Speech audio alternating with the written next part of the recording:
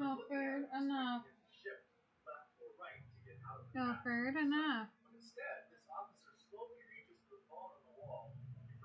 Alfred, enough.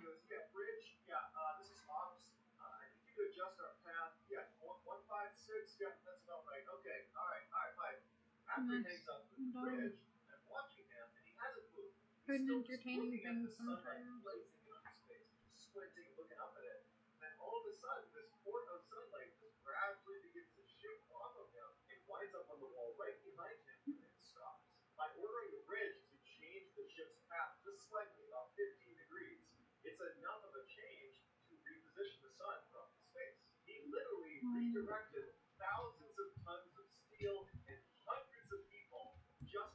Yeah. No, non-copyrighted music.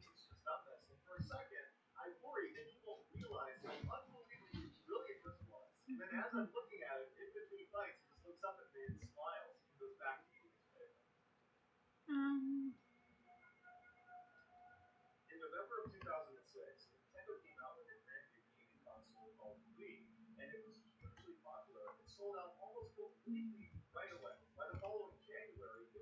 that ain't gonna work. It's like maybe I should play some music on the podcast.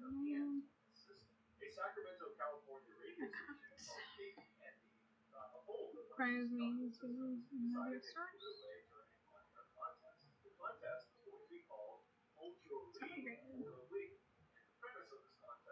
We'll just be listening to Mr. Boland tonight.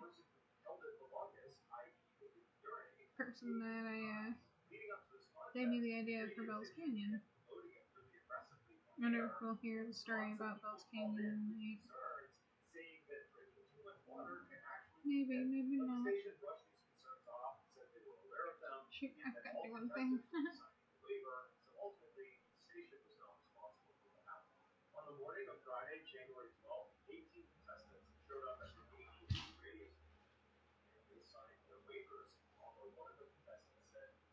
Message tweeted it for me.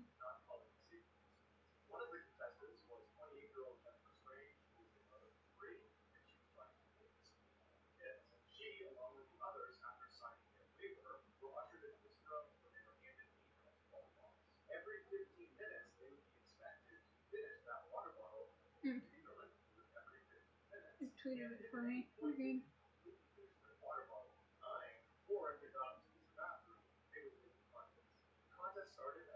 Yeah,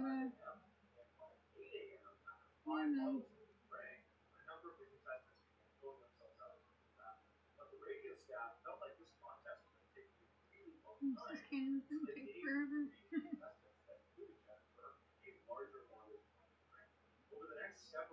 So good though.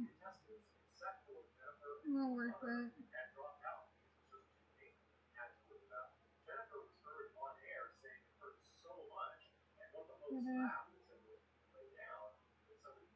Yeah, no.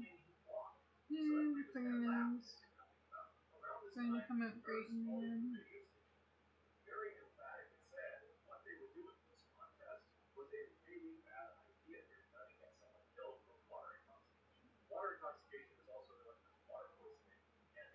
Water poisoning.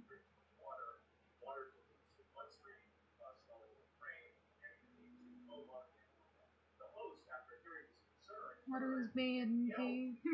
Just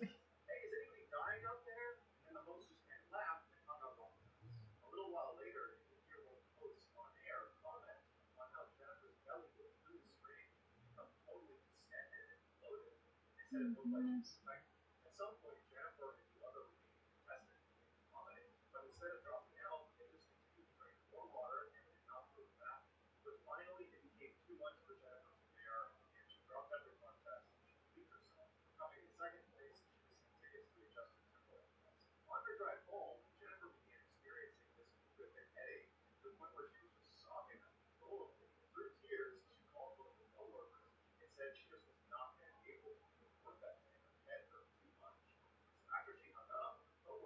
Too much water is bad.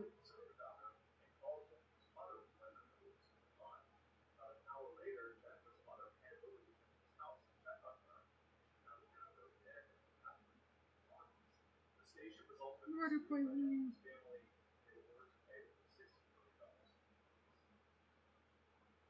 Dang. Yeah, that water poisoning. Terrible. Might even make you dead.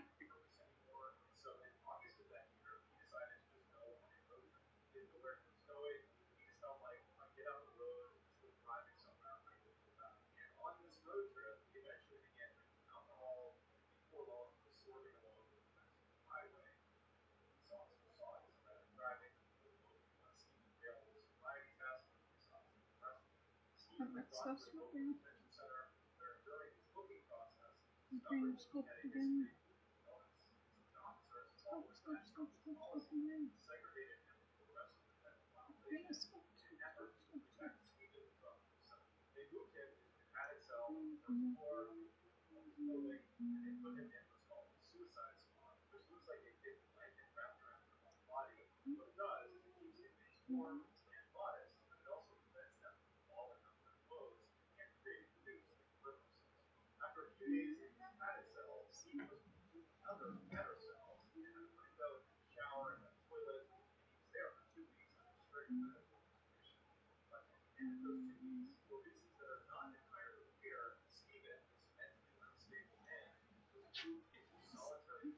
Singing these stories. Pretty entertaining.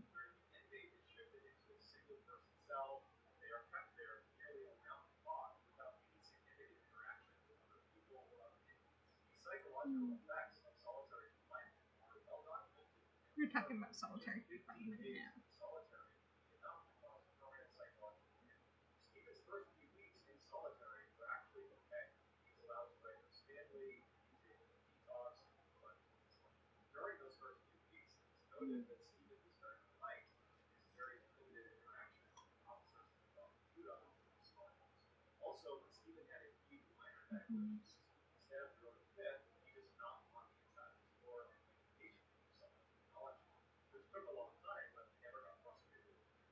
So, cool thing about this level, spells in the middle of it. So you're gonna have to find good references for bells eventually, because we're gonna make Bells Canyon. We're gonna get Bells Canyon.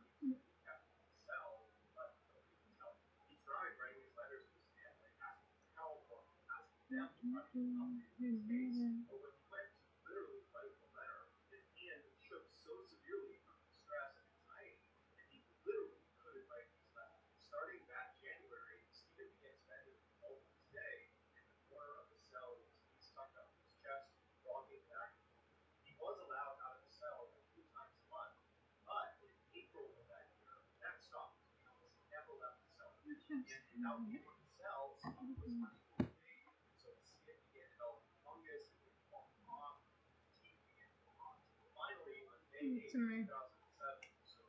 Oh, something's in my lap. Where did my mouse go?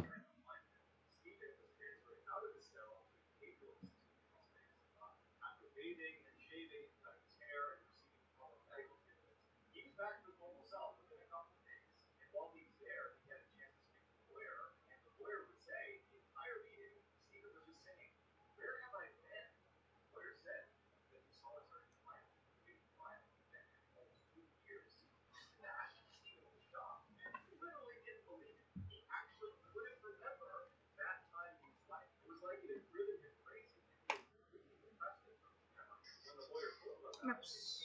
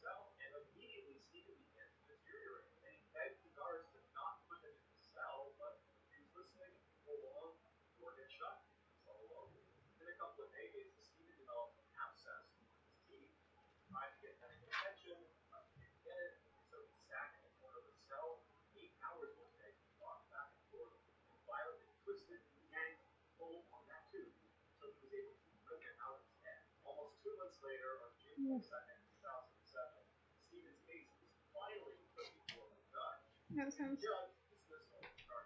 terrible.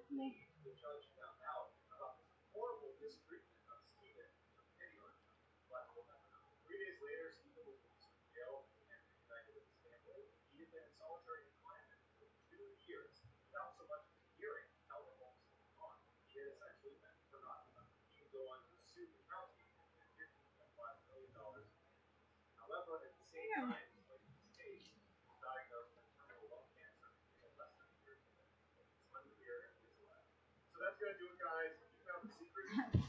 Terrible. Making YouTube account because it gets an absence and nobody helping you because you're in solitary confinement. Ugh. That was a horrible, horrible episode. See, I think real life is more scary than just fantasy. Is this the real life? Is this just fantasy?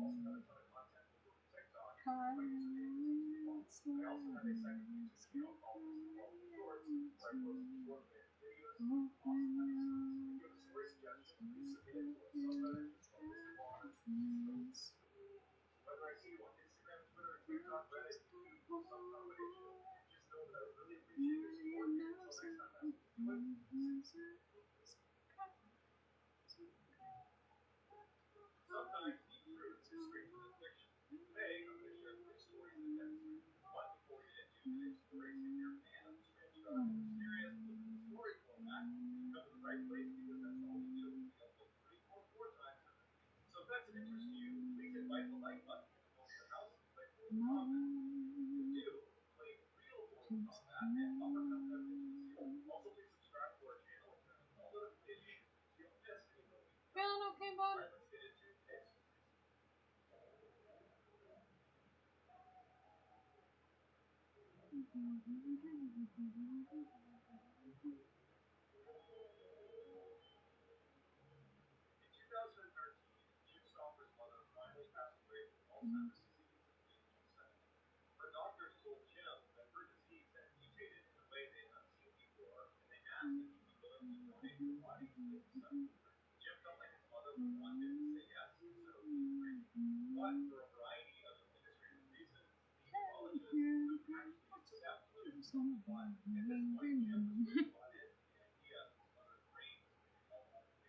Get in the way.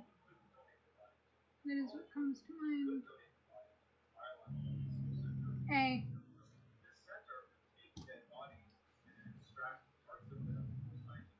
We don't do that, remember? Remember? We're good boy. We're good boy tonight. You don't listen to what other dogs do or what other people say. When people cross the leg. No, I'm rhyming now. Rhyme time, hi. Alfred! Hey, enough. I'm not playing this game all night. You don't gotta bark just because another dog's barking. That's bad dog behavior and you know it. Bam. Alfred.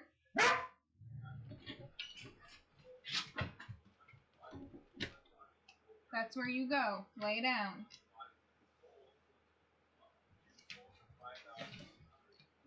Be a good boy. Good boys don't bark, remember?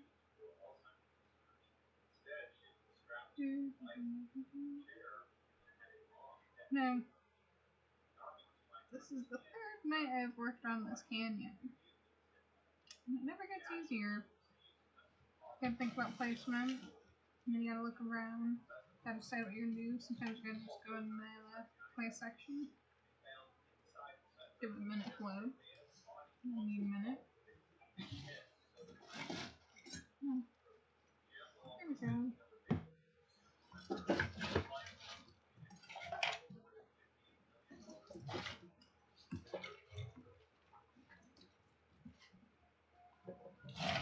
Oh man.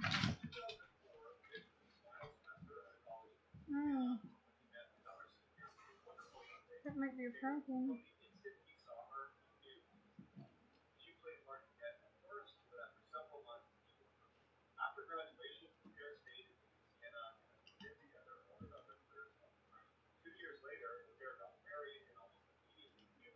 We gotta move on.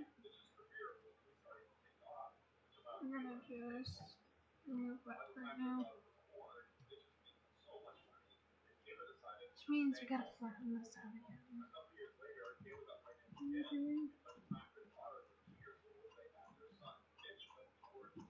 Yeah, we gotta flatten that out again.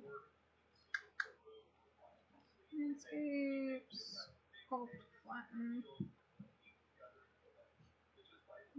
Flatten some. Interesting versus flatten.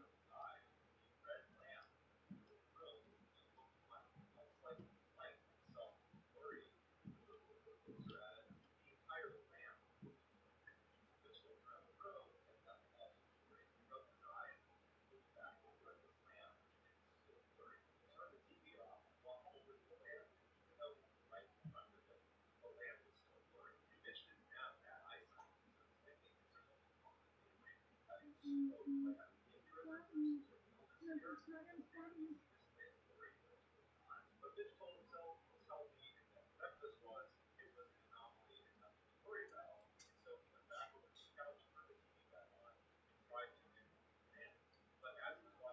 Shoot. There's a problem.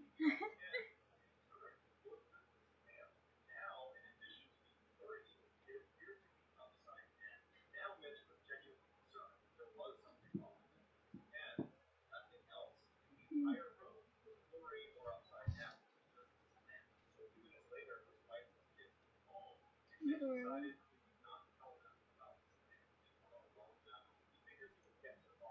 Goodness. Alright, just strip.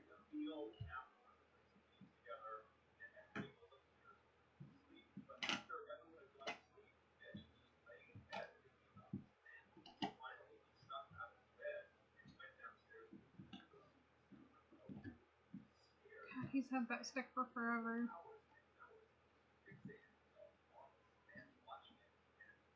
But yeah, as you can see.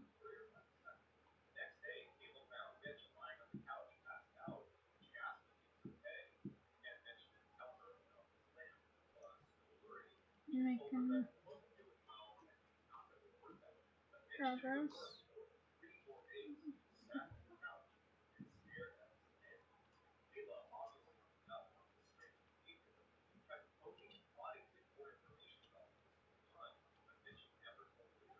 This way we gotta start.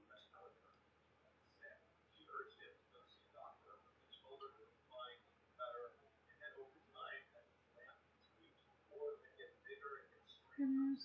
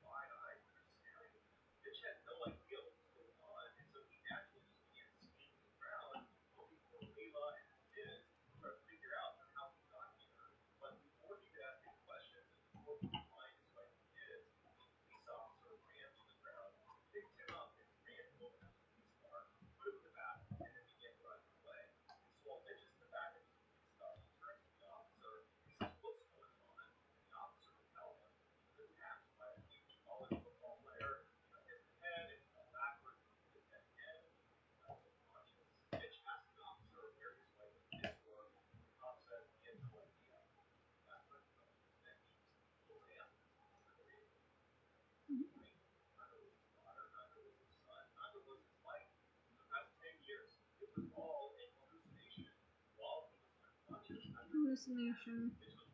Cats is probably the scariest thing on this planet.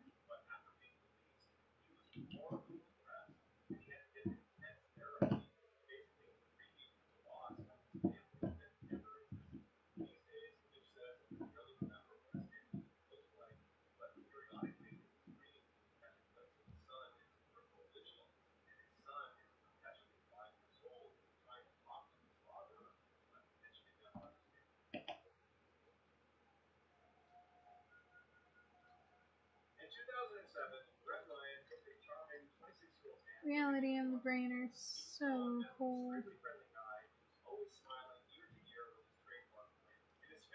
You never know what your brain's actually gonna do.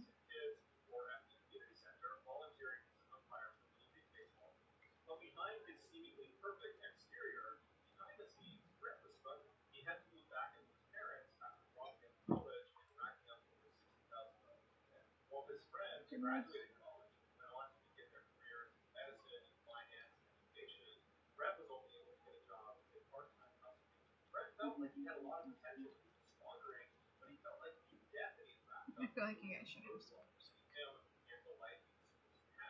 music. Give me a minute. I like music too. Let me use my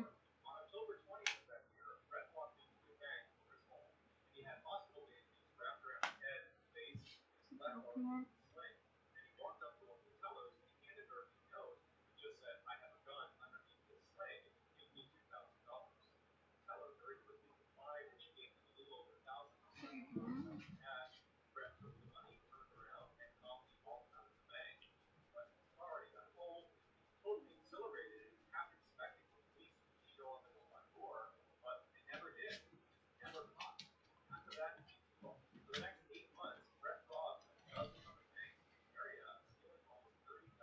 Go for it. Down. Down. Down. Coda. Go for Coda. Go for Coda.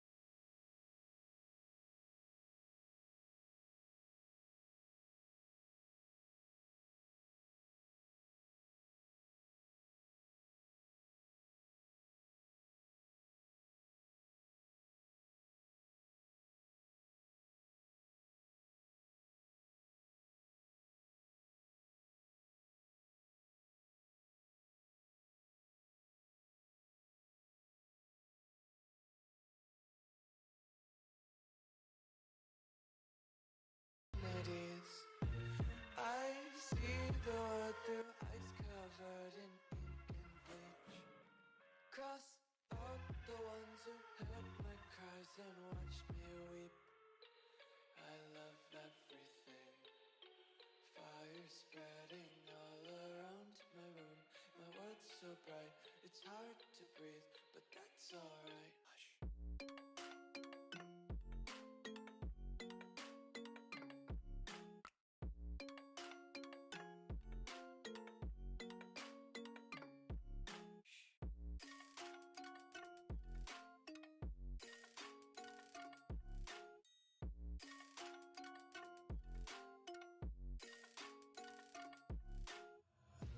Take my eyes open to force reality. Why can't you just let me eat my weight in glee? I live inside my own world of make-believe. Kids Sorry, everyone. I have two dogs that don't know how to stop their friend. Anyway.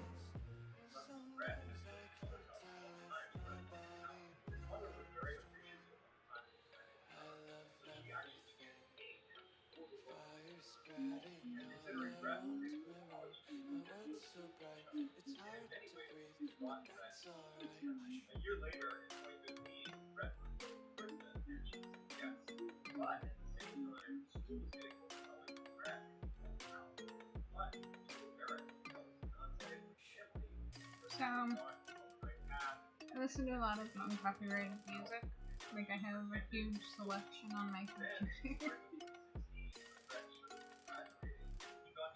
This is one of my favorite ones.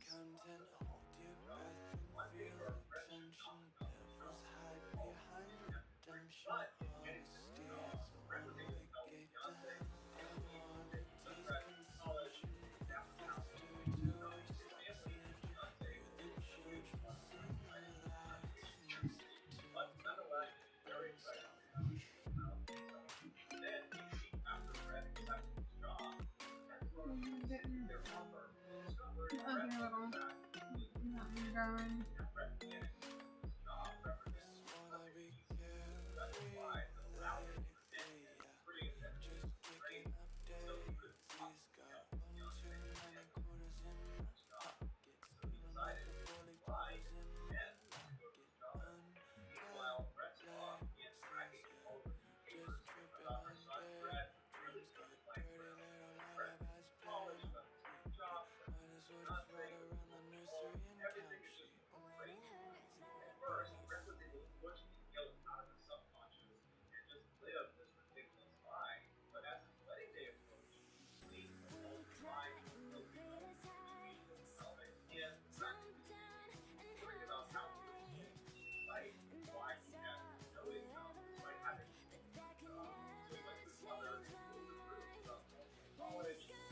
You're sending to get a new screen protector for me.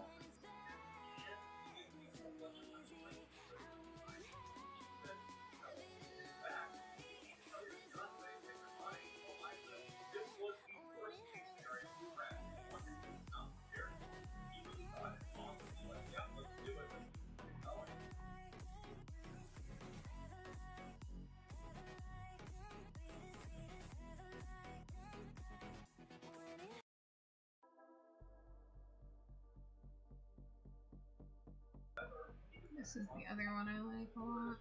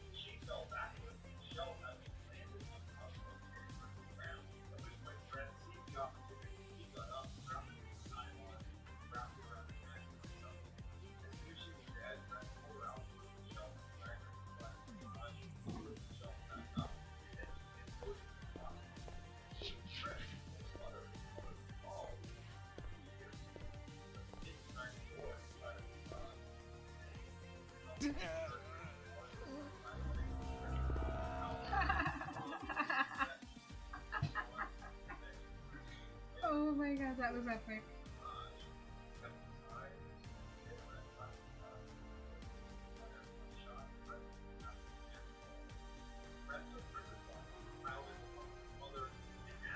I'm sorry, everybody. I just had to. Okay. That means we should probably.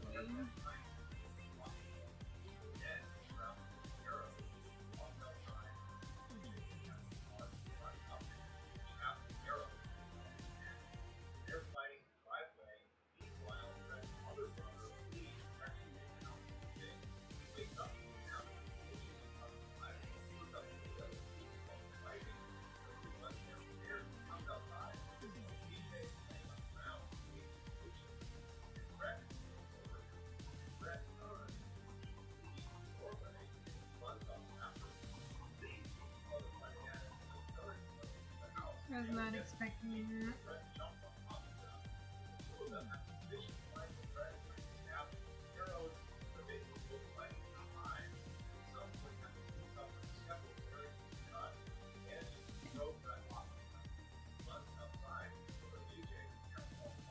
I'm gonna actually talk through this without music on.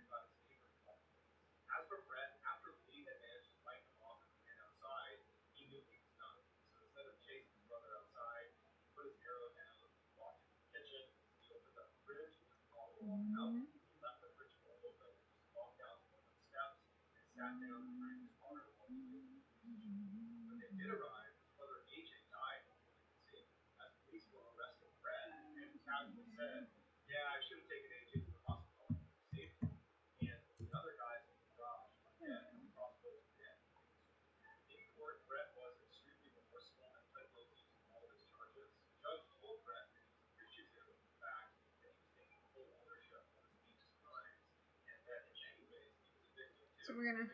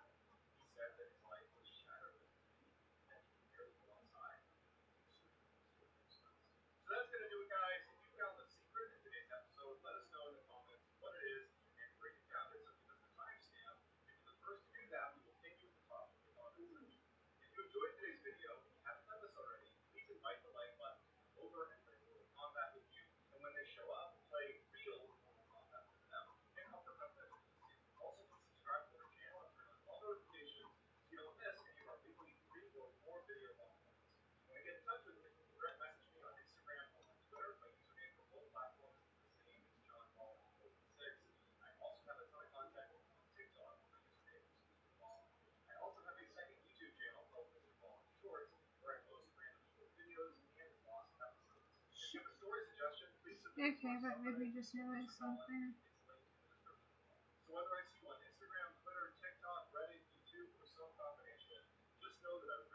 I'm gonna have to.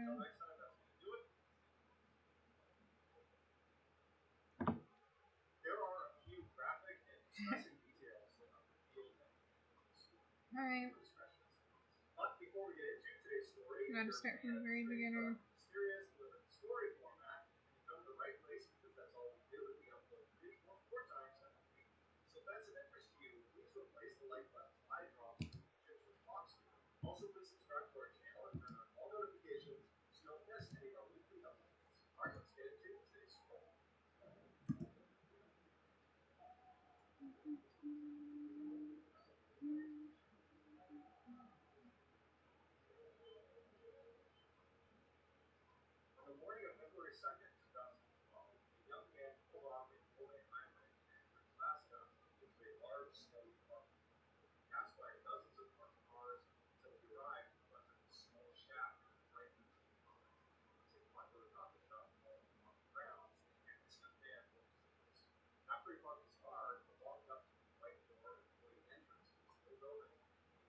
So we gotta make a shop. I screwed up. I shouldn't have started with the landscape. Gotta start with the shop first, then make the landscape. After the landscape, get to there, and then actually. Yep.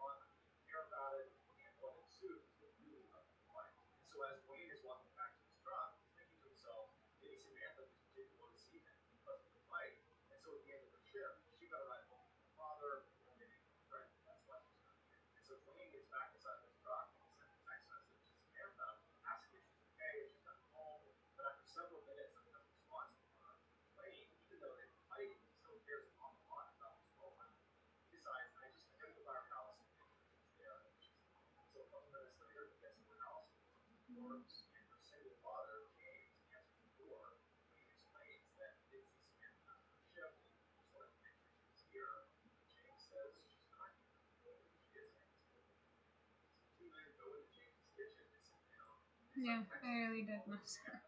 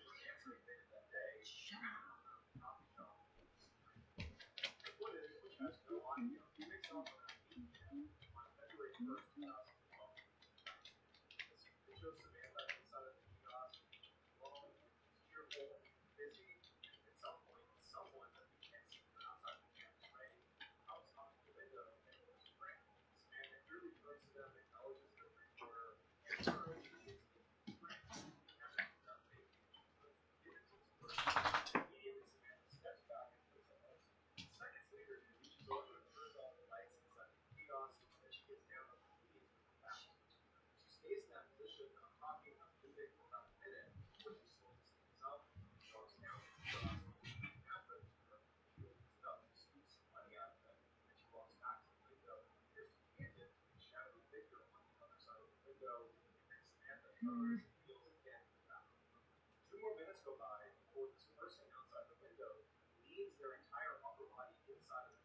Thinking.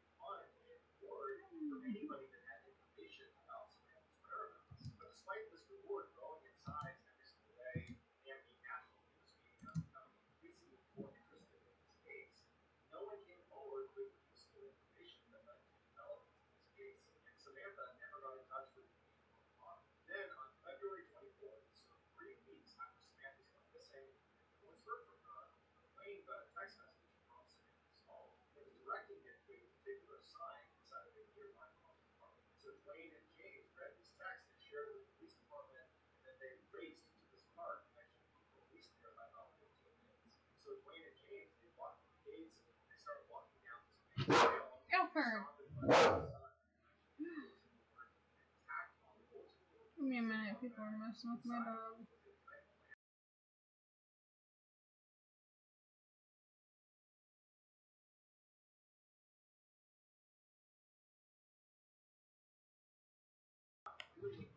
I'm back.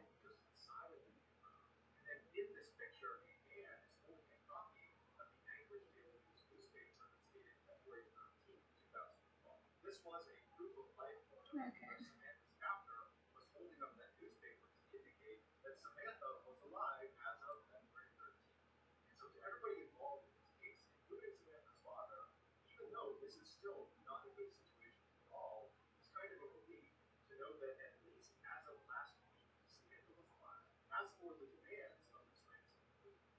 Goodness.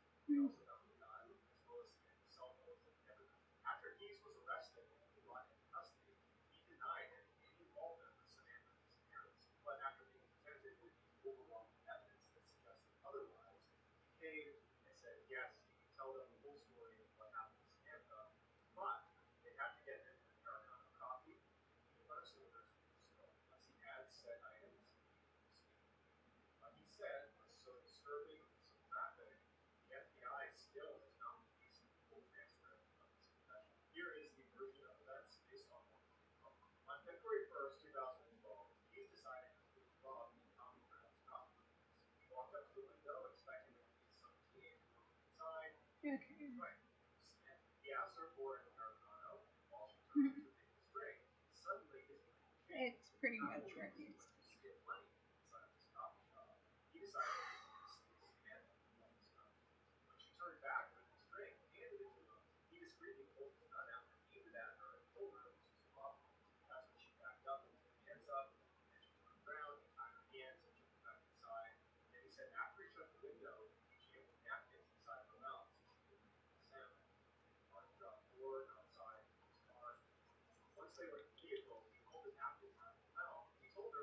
Okay.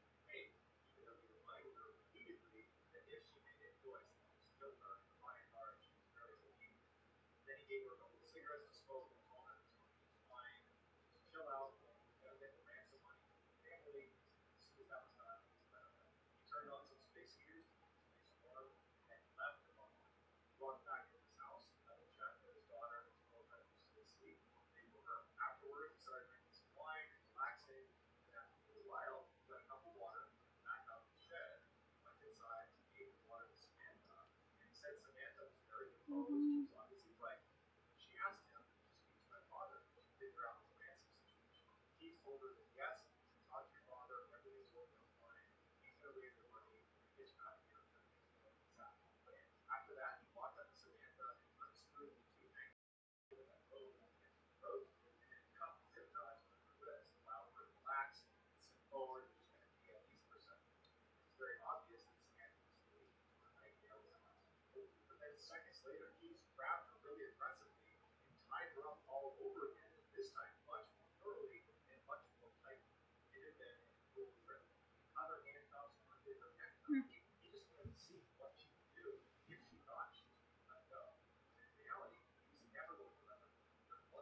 Change your name to Pokemon.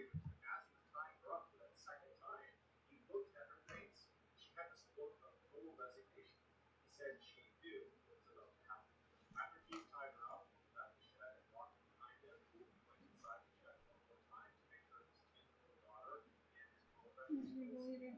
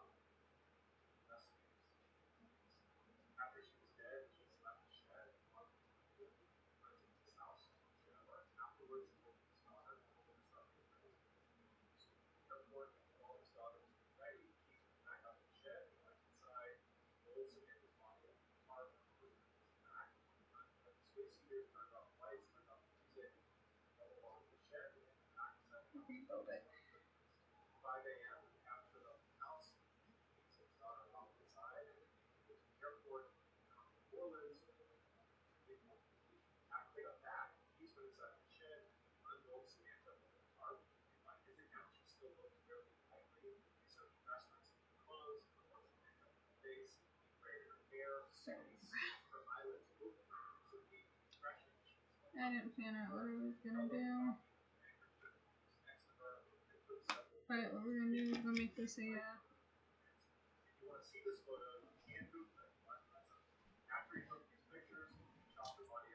sorry, we're gonna make this a shack. Boat shack.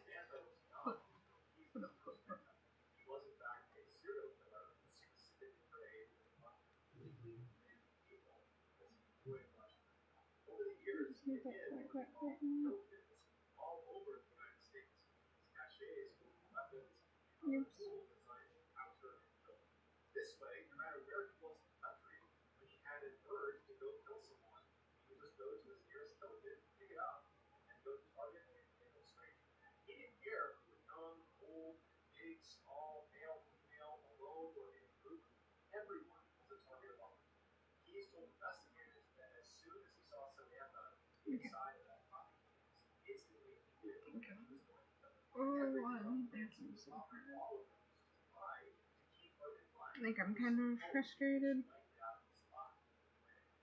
All that canyon work, and I have to go all the way back to the shop.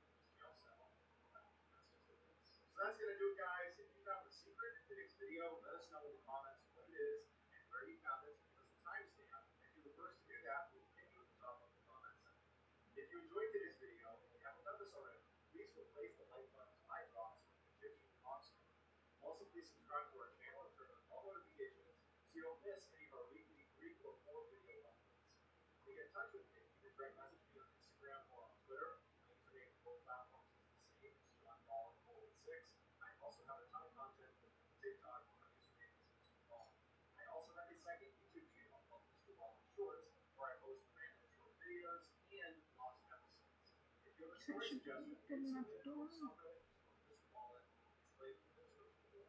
Test it out. Can't.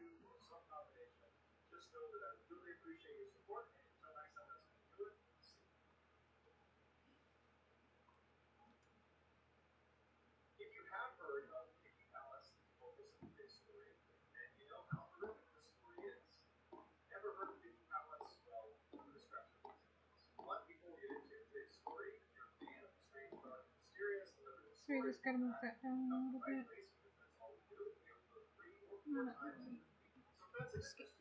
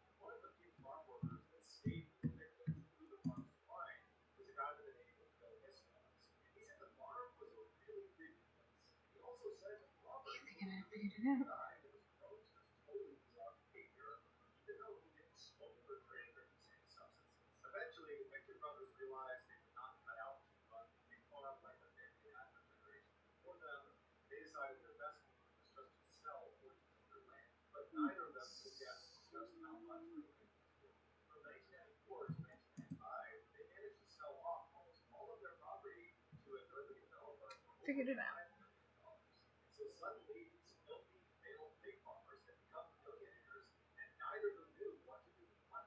Hi.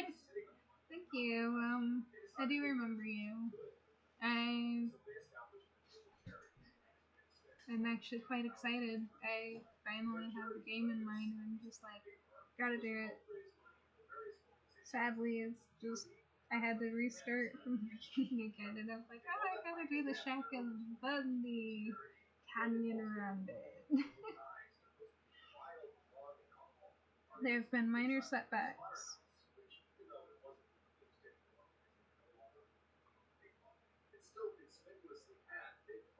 So, go the right way.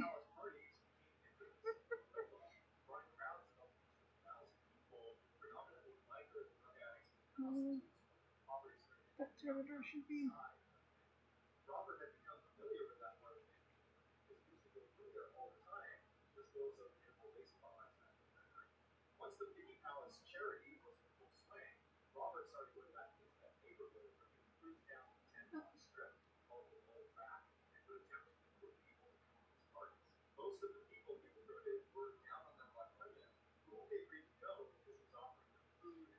I'm doing great. Unreal Engine's it's actually a really good challenge. I am excited because I'll also be using different softwares for it and like Blender or possibly Cinema 4D. I'm excited about the game I'm making. I'm calling it Haunted Soil, and it's like an urban legends game.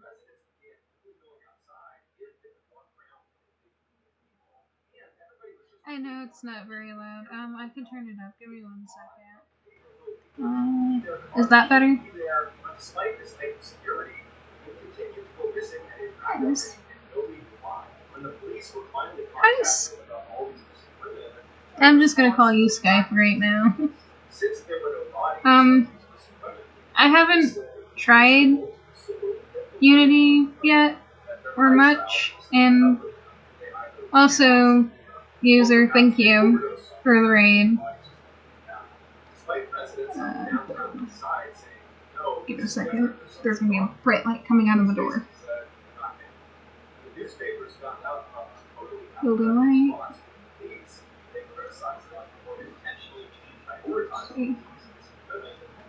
Haha.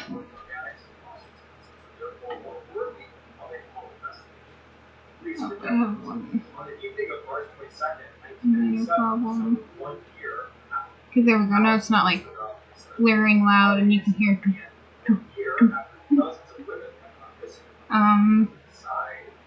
Well, I guess I can walk you guys through the whole idea for the level.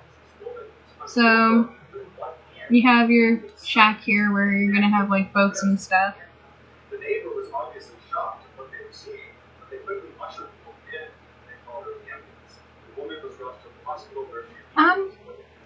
Well, so for the first level, this is going to be your raft shack, and basically with your raft shack, what you're gonna do is, for the first level, this one is the Skinwalker level. This is 1 out of 3.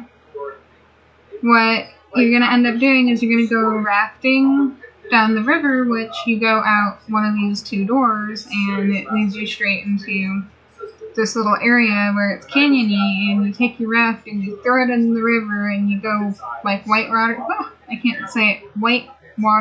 raft. Sorry guys, I still have my lisp.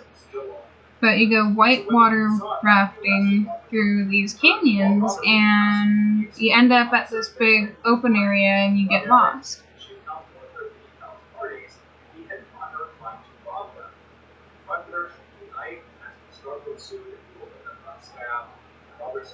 It's not ideal. Well, it depends on the warrior. It's completely up to you what you do with your game. Like, it's endless, you know? You have so many endless possibilities. Just gonna have that there. Which means I should probably... See, there's gonna be a little bit of canyon area right here, which leads to about the river. Okay. Okay, hold on. A little landscape.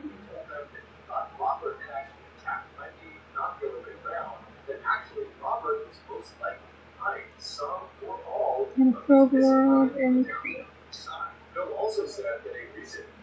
Wait a minute. Woohoo! Build.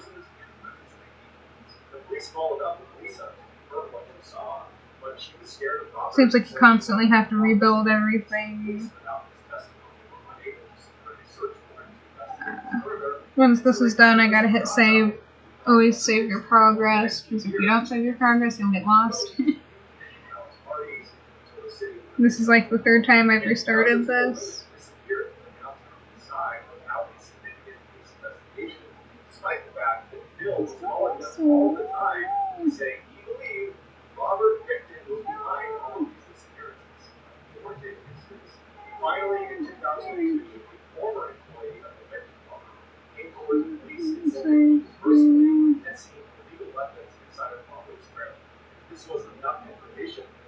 It's okay, we can move it down. Or actually, we can make it like it's on top of the can. Ooh, that would be a good idea. Add some underneath it so that it's like a little part of the canyon.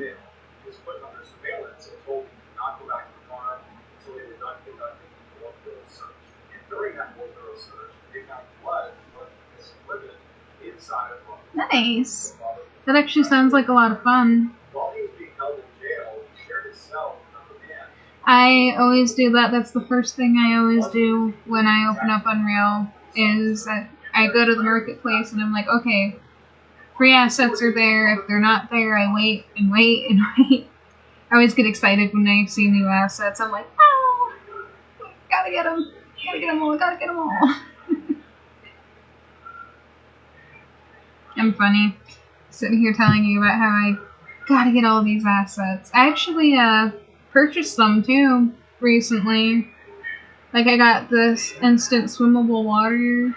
I forget what animations pack I just got, but I've been just like, okay, I need this. I bought dried up trees, which I think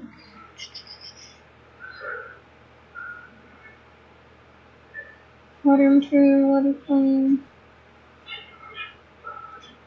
Here it is. I bought this one. And then, yeah. I give it a minute to, like, redo all the lighting and stuff, and then we'll start making the creepy world. If you look under here, oh no, it's not something.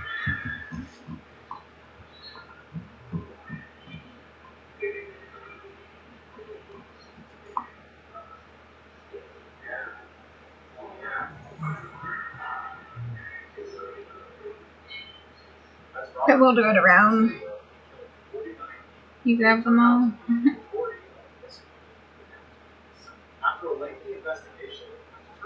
Right? And like Unreal has them every month too, and like you get X amount, I think you get like 6 or 7, 6, 7, 8, somewhere around there. Like between 6 and 8 assets every month, and it's like, gotta grab them. They come in handy most of the time. So I am waiting for the lighting here to finish buffering before I start just doing trusty XP pen tablet. I will vouch for them and tell you guys that is the only tablet I will ever use. Monitor tablet for like $200-300. Like, yes, please.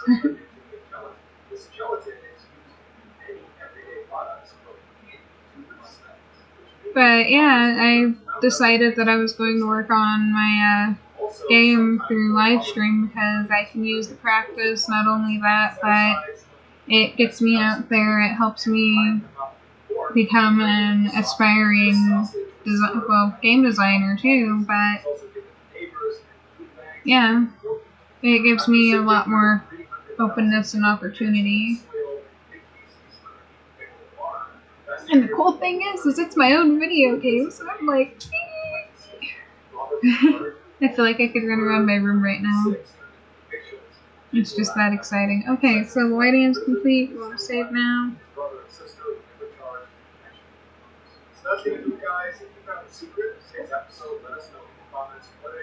That might be too much. No, might be too much.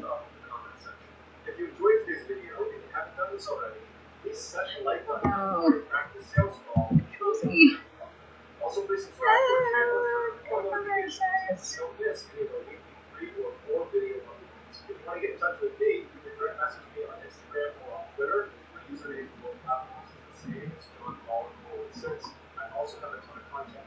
No.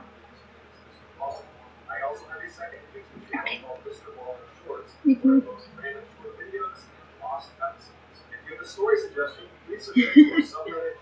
I'm gonna get lost in the middle of this again.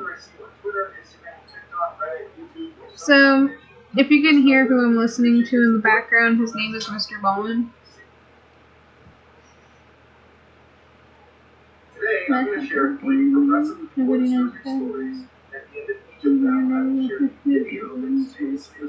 Yeah, actually, I agree. See, I'm getting there. I'm actually going to school for game design currently, and I am really excited because I've always dreamed about making my own video games and building my own worlds since I was like really little.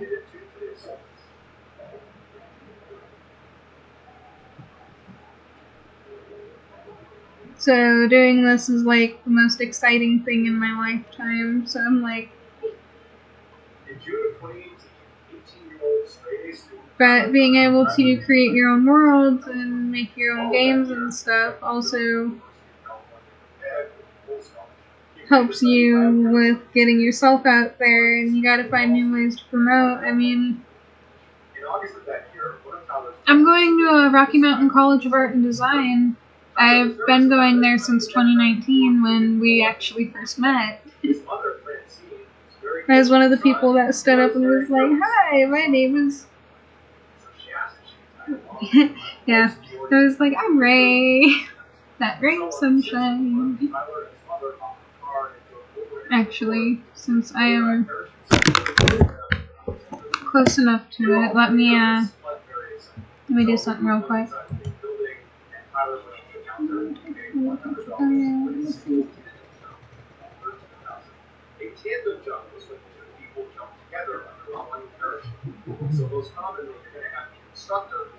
Okay, hold on.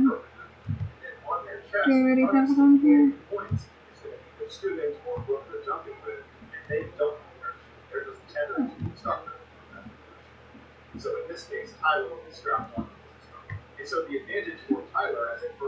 See, as you can see, my lovely face. But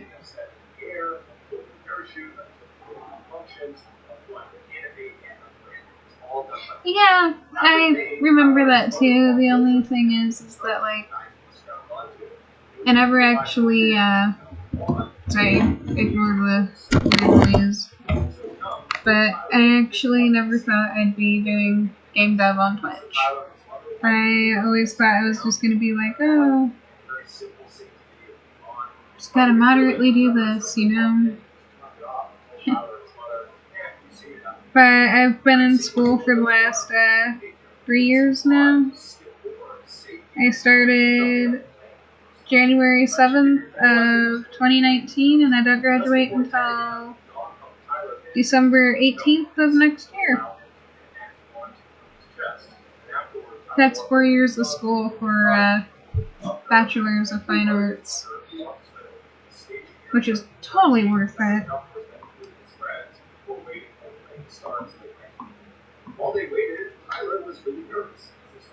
I'll tell you guys that it is totally worth it. Especially for learning like 3D modeling.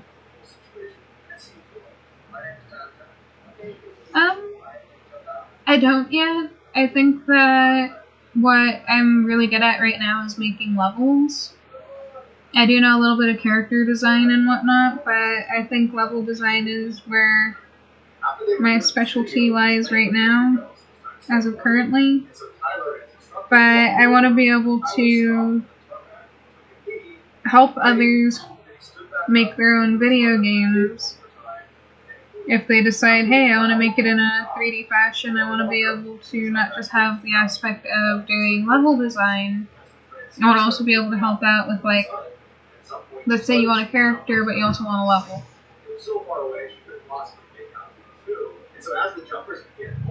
See you next time. Thank you. Helper.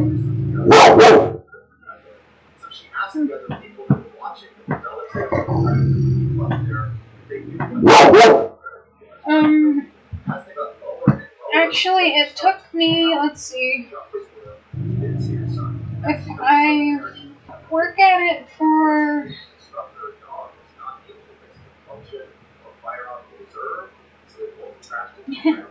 yeah, that's kind of where I'm about to be too, is a one-woman army.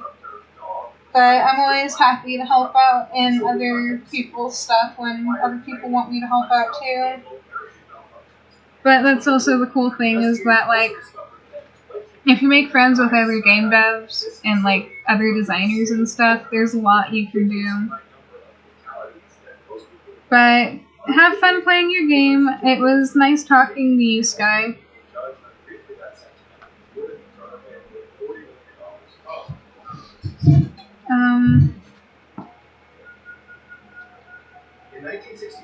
But yeah, like, I want to specialize in level design because that's, like, one of the hardest fields that you have. That's also the funnest because, obviously, as you can tell, this is going to take me a while. Hi. But this is going to take me a while, and this teaches...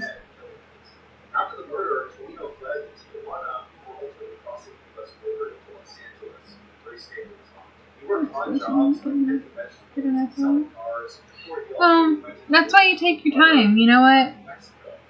Success is finding 1,000,001 ways it doesn't work. And then when you find that one way it does, it's magical. And being indie, yeah, it's gonna be difficult, but you know what? You're not expected to make, like, AAA rated games. You're just expected to make sure that you know what you're doing and create what you see fit. Something that this level design advice I received is that if I want 25 levels in my final game, I need to make 100 and just keep the best.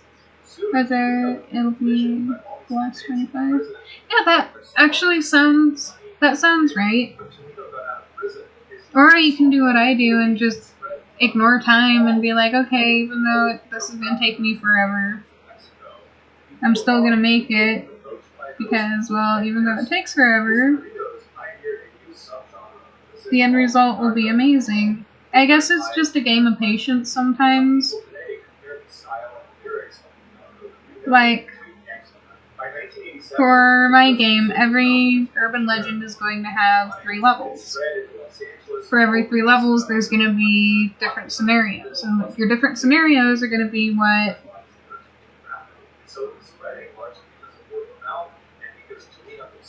Agreed. I do agree there. I mean, sometimes it's difficult, sometimes it's easy.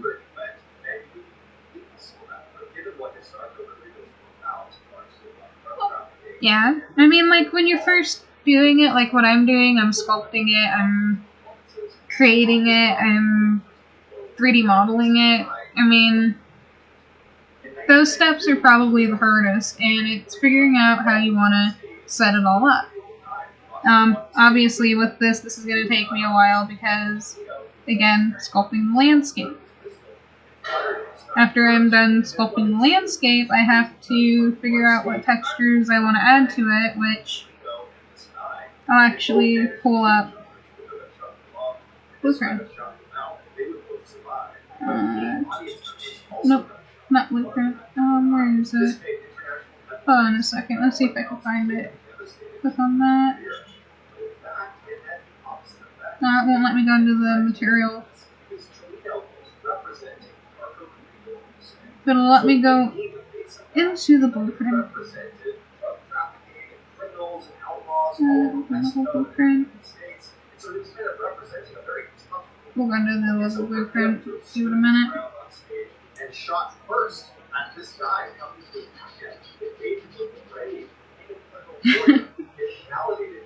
Sometimes you get random. Oh, I don't got anything in my level blueprint. But normally I could go into like my textures in here. I can go into like my material instances. Go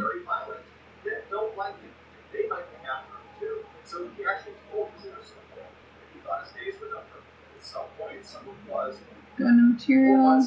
Yeah, so you can pick your material. Give it a minute. Won't let me cancel. Gotta get my actual mouse. But like that's something that I'm dealing with is like I have to make all my material, my texturing, my lighting. Eventually I'll have to I'll just build it all. Give it a minute so I can actually explain this. But with what I'm gonna have to do, especially for like my levels, I have to sculpt them out. I have to decide how I want to paint on the foliage. After I decide how to paint on the foliage, I have to decide on like the material underneath. There's another step. I gotta decide on what I want to put in as 3D models, my assets. I have to decide whether I'm going to sculpt or actually 3D model them. I have, like I said, well actually, if it won't let me minimize it. Hold on. Well, that is compiling and it's not letting me minimize you. Oh, this sucks. Okay, well, I have my Cinema 4D right there, as you can see. Where is it? Blender. I have Blender.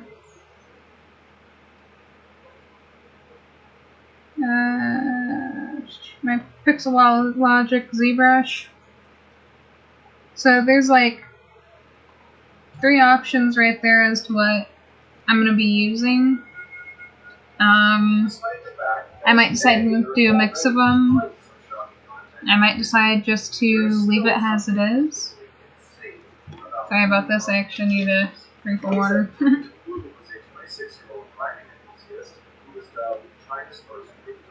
Not a very good year for allergies. But I get having to go through the steps. The steps are always the most important.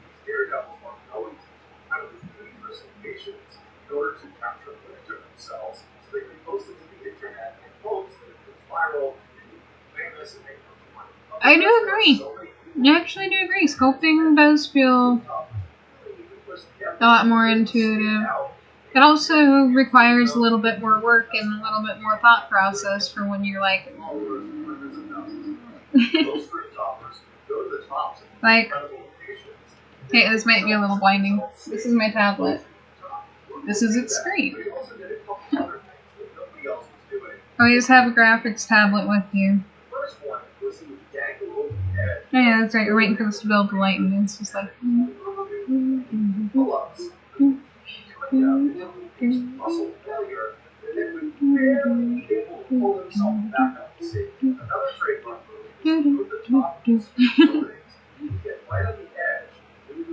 Not like I just figured I'd turn on my camera for right now and just be like, hey, face what I'm doing. Eventually I'll find a way to make a stream wall behind me so that way there's like pictures of stuff that I've drawn. But yeah, it's nice seeing you too. Thank you for popping in. I always appreciate seeing a friendly person pop up in Twitch and be like, hey! But, like, no, I get what you're saying with the levels, and you normally just pick the best ones that you do. I've actually thought about just sculpting out my levels. I almost said sculpting. Sculpting. I'm feeling salty tonight. But, yeah, like with this one, I'm just, let's make the landscape, let's level out the rocks, let's do it. What I'm thinking is pulling everything like up a little bit so that you can make like the actual river flow through. Yeah, I've put like 3-4 months into this now, where I'm just like,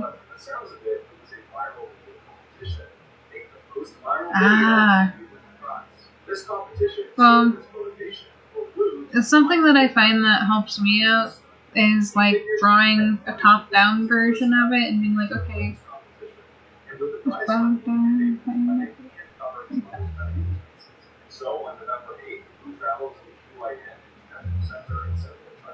I can see that.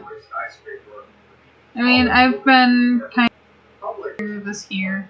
This one, I'm like, there's gonna be bells in the middle of it. I'm not even gonna draw it out. We're just gonna wing this. This is for stream.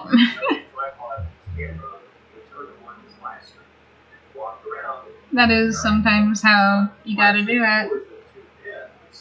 Save it. Oopsie.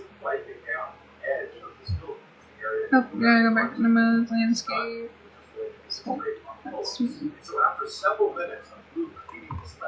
Like, so you make it like a little rocky right there. So what I would do is put it down to 65 and be like,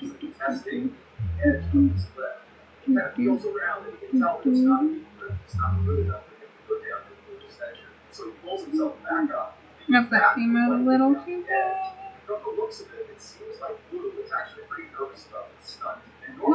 Why is this not going down?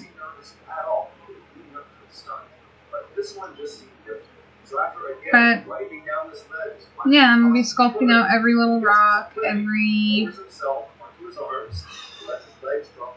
ledge, every detail. I think that the scariest thing about this level is that I have to actually sculpt out bells that I can stick in the middle and you can pull the rope and have it go ba-ding, but it's like in the middle of this like looking thing.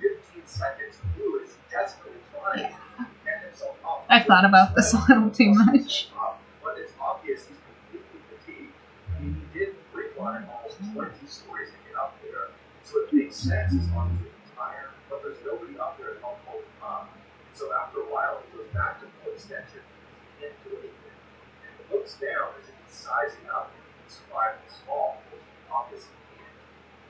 Goodness, and then you have Mr. Bowen in the background talking about sizing up and falling.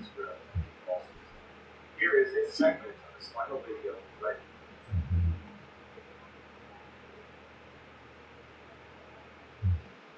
Okay, so I could actually leave that how it is. Leave that.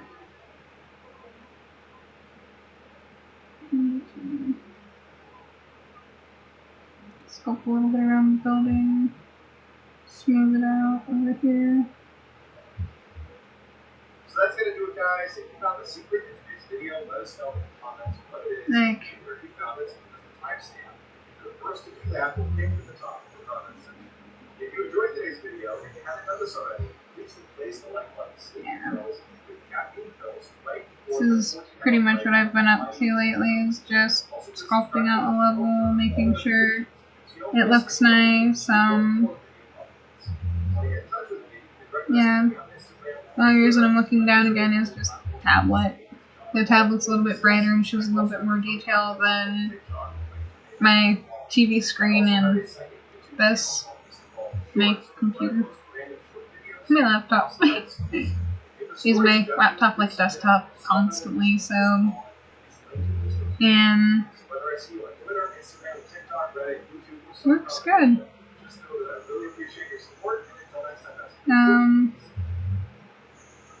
The joke behind the canyon came from Mr. Ballin, who I'm listening to behind me. He does this story on this canyon called Bell's Canyon.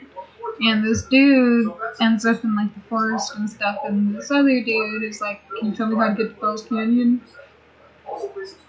So if you ever hear me like, "Can you tell me how to get to Bell's Canyon?" and my mom's up and we're talking about it, it's just like one of those funny inside jokes between us because of Mr. Ballin's story of the canyon. Yeah. There we go, that should work. And then I can actually scoot back a little bit more and bring this down. And because the river's gonna be right there. Oh, give it a minute. My nose is itchy.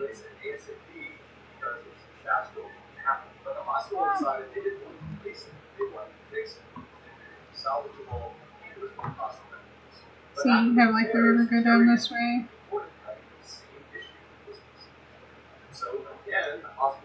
Smooth it out. That's what I've been doing, is I'm just smooth it out. Gotta build smooth. It gets pretty interesting after a while, so I'm just like that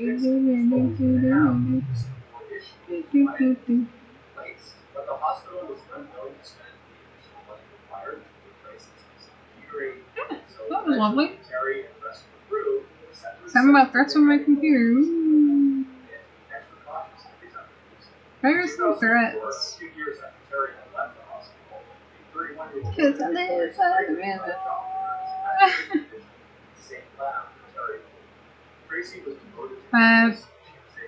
Yeah, like my epic journey has been pretty epic. Pretty crazy too.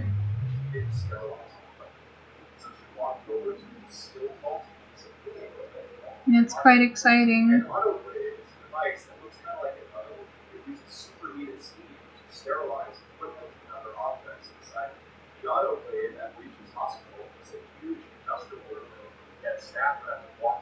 But yeah, this is Bell's Canyon. Bell's Canyon is going to be full of skinwalkers.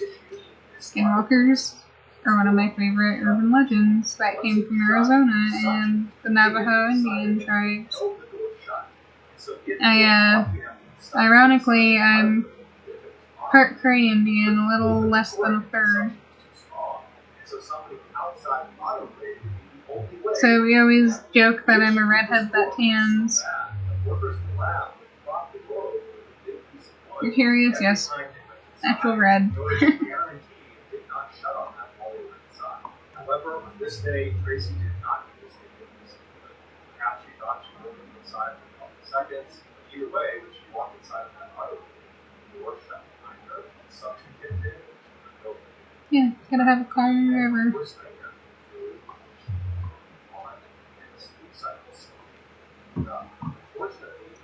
Calm the river.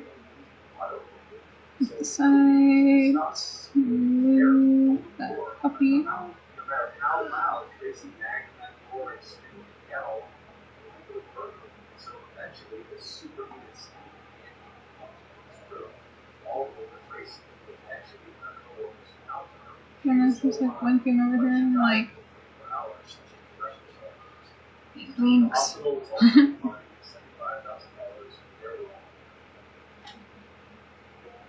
Oh, I was gonna do something weird for a second. It's just because my tablet got unplugged. Pluggered it.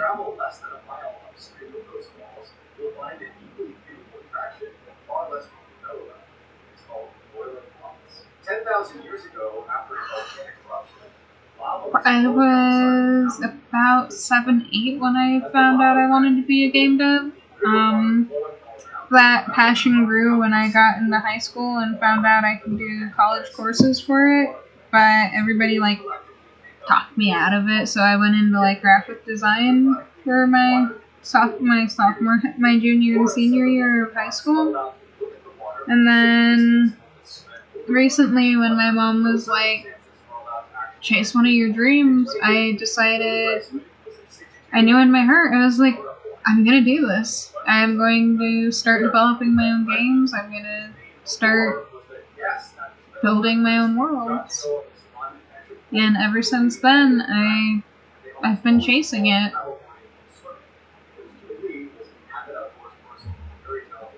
That is, I always tell everybody it's been my childhood dream to make video games.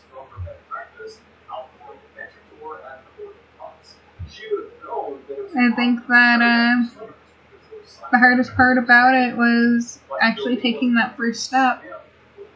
Going to school was the first decision that I made because I didn't know what I was doing. Still somewhat don't, but I have a general clue of where I'm going. The only thing I'm not going is backwards.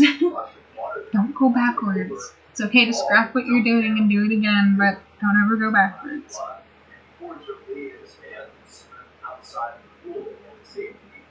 Okay, this is gonna take me forever.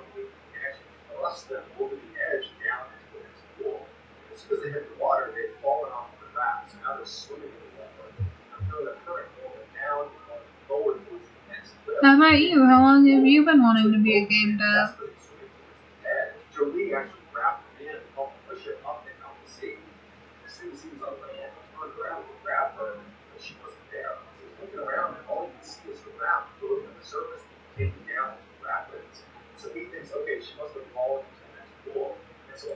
Actually, I think I was younger than 7, 8. I want to say about 6, somewhere between 6 and 8 years old.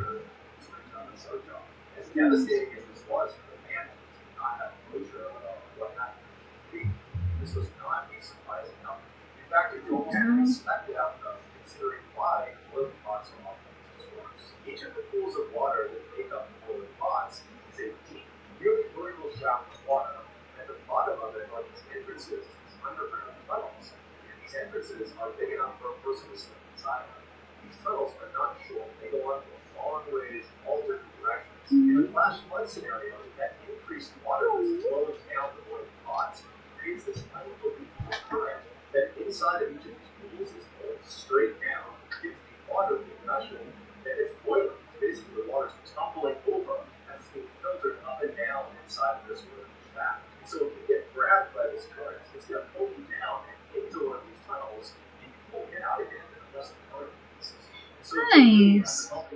I've actually never been, but I've heard about it, so that just... that sounds amazing.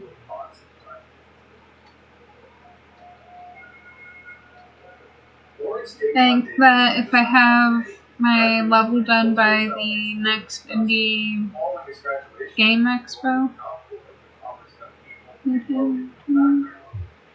I think it was 2010. I think it was 2010 because that was about the time I heard about it.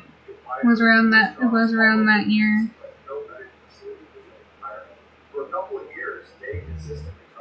A lot of my friends were talking about it.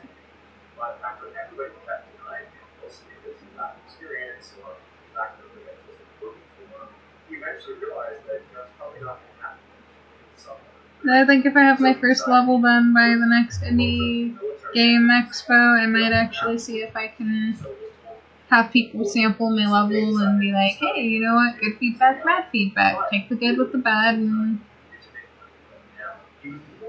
yeah.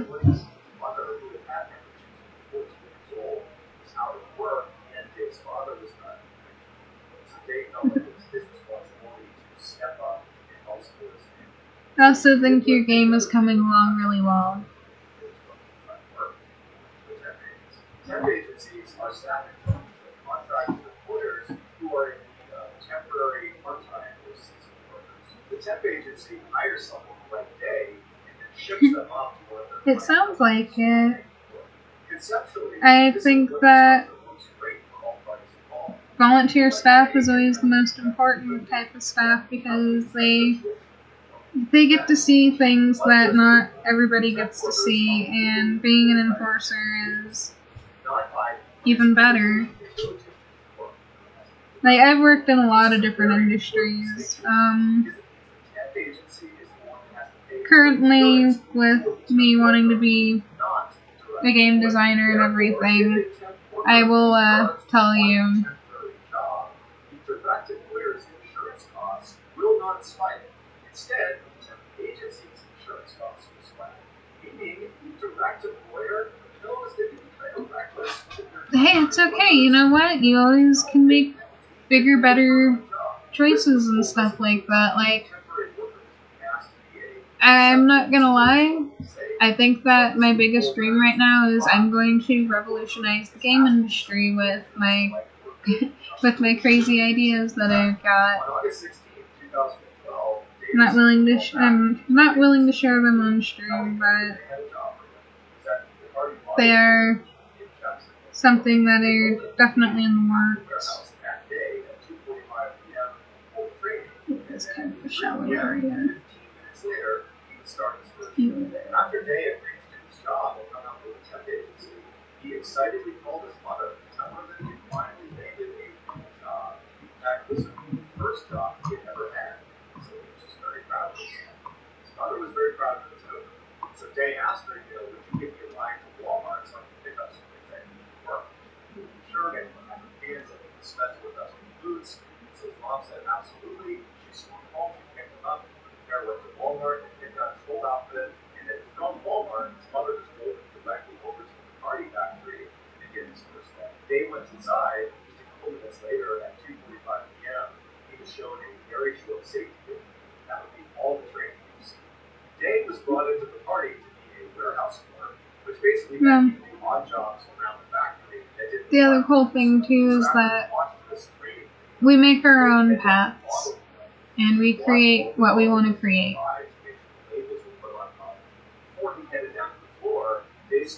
Yeah. And it's always nice to see other game devs that are like, hey, you know what, this has been one of my dreams, this is a goal. There was a section of the factory that initially Dave was not working in, where there were these huge machines called palletizers that took finished bottles of rum and stacked them into their long pallets. Maybe correlate some crazy ideas. These palletizers are two-story pieces of heavy Whisper them to each other. where the top story is just catwalks for the palletizer operators to manipulate the machines. Then the first floor is Just over here having fun. is moved around and stacked on these big metal platforms. Sometimes as the drum comes in, conveyor belt, they will fall off and smash on the ground. This started to happen about 90 minutes after Day took that selfie with that. The palletizer operator, after seeing broken glass, called out over the radio that he needed a temp worker to come into that section of the factory and help them. Day's supervisor at the modeling line told Day to stop. See, and I'm looking more towards There is a security player optimization and how character and player interact. I'm also looking at, I don't really want to say it, but I can tell you this, there's also going to be a good psychological standpoint where it's not going to be too fast, not too slow, pretty much pacing it at their pace.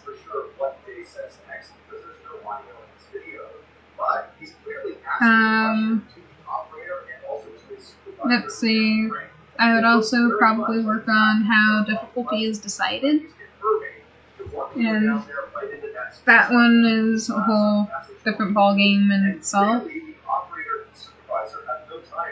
So, yeah, one of these days I'll have to share some of my ideas. Just Not on stream. So Day again goes back around. You see him go down into the first floor to continue leading his class. After a few moments, the supervisor and the operator, who don't realize Day is still down there, they turn the machine back on. After a couple of seconds, they hear a screaming from the first floor. They look over the rhythm down there and they see Day. The broken glass that needed to be cleaned up was located directly underneath this metal platform that lowered the pallets that weighed 2,000 pounds all the way down to the floor before they were shipped off. In order for Dave to actually get down in there and pick this glass up, he needed to crouch way down and practically crawl on his stomach to get into this tight space. While he was in there, she level 160. he wasn't able to crawl out fast enough before this platform and 2,000 pounds of drum pressed him into the ground. It would be the equivalent of crawling on your stomach to the bottom of an elevator shaft and having the elevator car come down and mechanically lowered flush to the bottom. The palletizer operator and the other supervisor immediately spring into action and try to reverse this platform off of Day, but they can't do it. So they grab the metal pry bar Forgot about this and story. pry the platform off of them. Had to use. Terrible. So finally, when emergency crews did show up and were able to get this platform off of Day, they was able to turn it on. They go through what's called a lockout or tag-out procedure before stepping inside. All it is they completely incapacitate that machine. Day had no idea about lockout and tag-out procedures because the only training he got was a 15-minute video that didn't touch on it. And so although Day definitely had reservations about going down underneath this machine, he wanted to make a good first impression on his first day of work, his first job ever. It costed him his life. Aside, went down below, believing the supervisor and operator were looking out for him. But in reality, Day, like all of the other managers and supervisors inside of this warehouse, had been trained to prioritize productivity over safety. And so while they definitely knew the lockout tagout procedures, they chose not to do them because that slowed down productivity. And so in this unfortunate example where Day is kind of like a second-class citizen who would be arguing because he's a temp worker, his safety was thrown out the window in favor of blown out the window. McCarty was ultimately fined $192,000, but after they improved their safety compliance, their fine was reduced to $110,000. McCarty also paid Day Davis his pension $250,000. The staffing agency that employed Davis was not handling any funds, and to this day, they are still sending temp workers to the McCarty Law Academy. So that's going to do it, guys. If you found the secret in today's episode, let us know in the comments what it is and where you found it. I love listening to these stories, but some of them are just downright brutal. If you enjoyed today's video and you haven't done this already, please offer to do a like button. Like this one was talking about a dude that got crushed. Also, please subscribe to our channel. Gives you more of a realistic feel of, you know, how can I throw that into a video game? Get in touch with me. Direct message me on Instagram or on Twitter. How can I make my games feel real? It's John Waller 416. I also have a ton of content over on TikTok with my username is Mr. Ball. I also have a second YouTube channel called Mr. Ball Shorts, where I post random short videos and lost episodes. If you have a story suggestion, please submit it to our subreddit, just called Mr. Ballman. It's linked in the description. So whether I see you on Twitter, Instagram, TikTok, Reddit, This level is gonna be funny. just know that I really appreciate your support, and until next time, that's gonna do it. See you. Currently it would probably be small, on a small scale, because I'd want it to be remote. Everybody can work from home, and that way, like, if game expos came up in, like, different states, they can be like, oh, hey, gotta take this game to this, and gotta get it out there. I mean, right now I'm kinda solo on the level design, so I'm like, oh, I could do this solo. I'm one solo. I mean, I'm also a lone streamer, so it doesn't bug me if I have to do it by myself.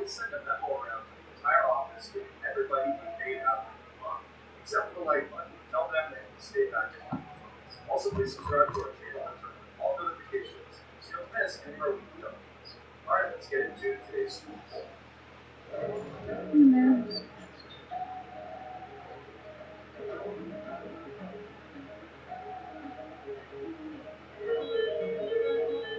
And building this is kind of a pain, but it's relaxing. about hiking to Mount Whitney. They were headed for Pyramid Lake, where they planned to do some camping for a couple of days. After they arrived, they decided to head down to the water to cool off. But right before they got in the water, Bruce told his aunt uncle that he needed to use the bathroom. So his family got in the water, and Bruce walked over to the little trees and pushed this to the leaves. After a couple of minutes, Bruce did not I did that. My tablet's just like freaking out right now. It's like.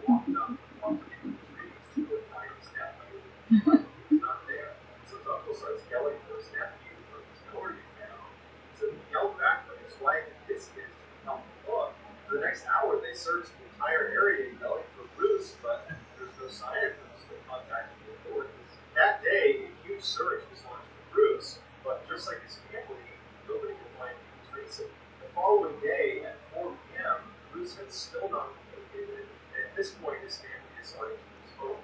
It was around that time that a searcher several miles away from where Bruce had last been seen was walking down Or the Love trail. Mysteries. Those ones get kind of hectic too. The searcher knew this lift was 500 feet. Search and rescues are not fun. Up and go down it. So he was about to turn around and go search somewhere else. But Happened to look up and saw a child walking you know, I child. honestly truly don't mind the size of the company. It just matters. According to David Paulides, It just matters how much work people are willing to put in. Like, whether you do it solo or not, hey, you know what? Sometimes solo is the best, but other times having a good team. When you have a good team, you get a lot more accomplished.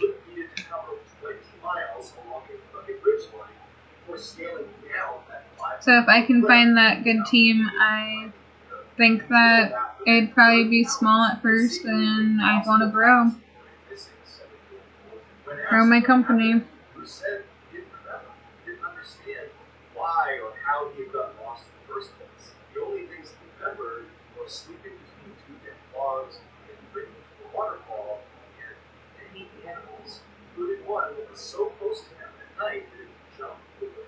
Bruce was followed up with as he got older, and he never could remain in that. I already have a company name planned out, Some and have speculated that Bruce might have been I saved everything I need to for it, but I'm gonna be known as Mindfuck Entertainment. Existence in that amount of time. The doctor basically physically moved it as part of the play. Perhaps his abductor was one of these animals he saw. In 2007, Barbara Boland was a 55-year-old, fit, happy, healthy woman living in Montana with her husband for 22 years. In July of that year, her husband's cousin named Donna and Donna's boyfriend named Jim Lawmaker came to stay with them for a couple of days. On the evening of the 17th, Barbara offered to take the couple hiking with her the following morning at her favorite hiking spot, which was this totally unspoiled wilderness area on the border of Ohio. Barbara liked to hike a particular trail that brought her up to the Bear Creek Overlook. It had this incredible view down the valley.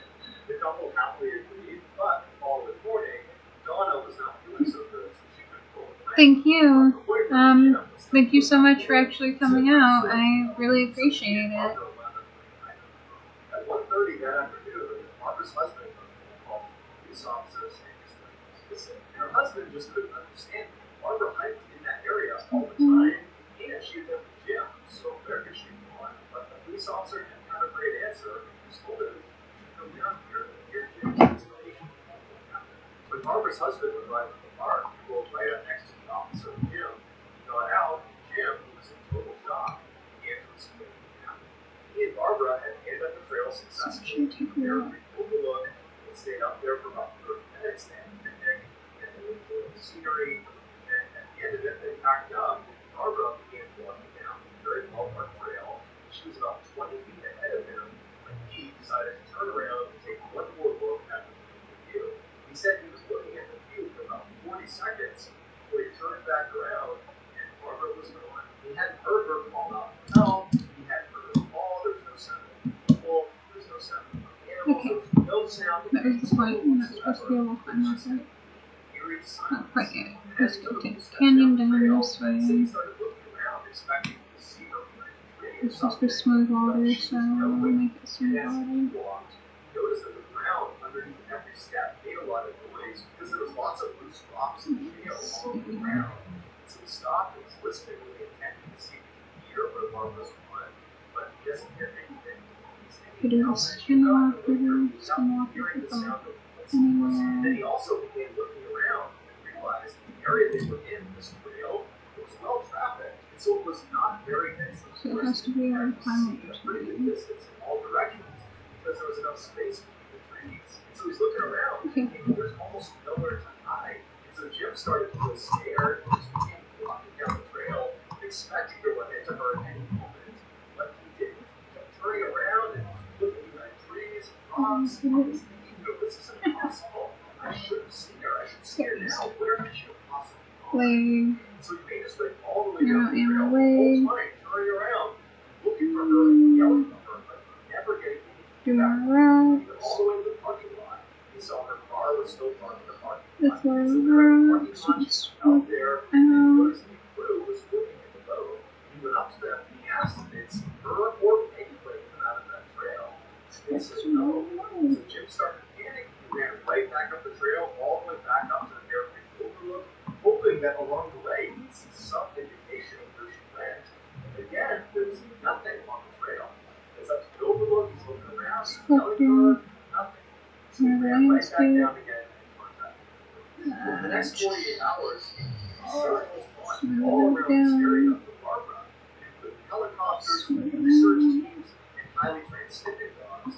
But nothing was found. There was no signs of play, there was no signs of an animal attack or sexual abduction.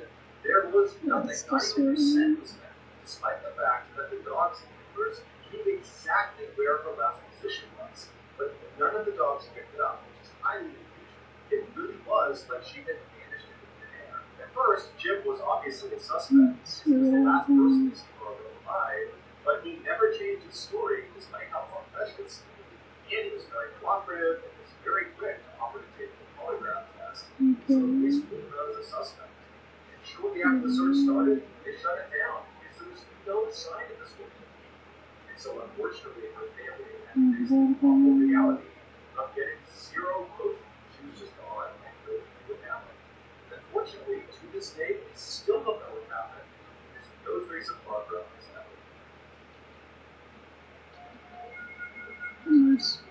In 1910, No trace of 23-year-old Barbara. Orville Hi. was a locomotive engineer in Whitehall. Thank you. While he loved his job and loved cars, his real passion was hunting. I His just, friends were the I had to scrap it again. This hunter, crack shot. Let's scrap it. Very Oh, cool. scrap In it. October of that year, Orville, along with his younger brother and his cousin, headed off to a river valley just outside of Yellowstone National Park to do some hunting. When they got there, Did they I, moved away from the forest, they found a decent clearing, they brushed off some Did I ever snow, tell you what this was set up too? camps. They stayed up for a bit around the campfire that night, but that's pretty much it. The following morning, Orville was the first one to wake up, and while he was outside of the campsite, he noticed some elk tracks that had passed by in the night. So he woke up his brother and cousin and told them he was to go and track this animal for no longer than about an hour. The two men said that was fine. They knew Orville wasn't very good enforcement, and so they weren't worried about it. An hour later, brother and cousin went out late. They were sitting around the fire waiting for Orville to return, but he didn't. The men waited another hour, and another hour, and still Orville never showed up. And this whole time, the men are considering tree blocking, looking for him, and every time they stand up to go get him searched, they say, you know what, I'm sure he's fine for overreacting, and they'd sit back down again. But by nightfall, when they still had not seen Orville or heard from him, the men were starting to get a little nervous. So they decided they would go to bed, and Orville was bound to turn up in the middle of the night. Early the next morning, the two men got up, hoping to see Orville, but he had not returned. And so the two men left the forest and got two more band members to come back with them. And the four of them began a search for Orville. Very quickly, they found Orville's tracks leading out of the camp, meandering their way through this very thick forest and full of snow, all the way down to this very shallow river that at its deepest point was no higher than 3 feet. Orville's tracks stopped at the edge of this river and continued for 40 miles along the way to their campsite, right alongside this river until they stopped in this little clearing in the snow where there was a very small campfire set up. But the logs and the kindling in the campfire had not been burned. So the search party figured that Orville, when he got here, must have had wet patches or something because he couldn't get the fire out. And then from the campfire, they continued to follow Orville's tracks a little bit farther down the river until they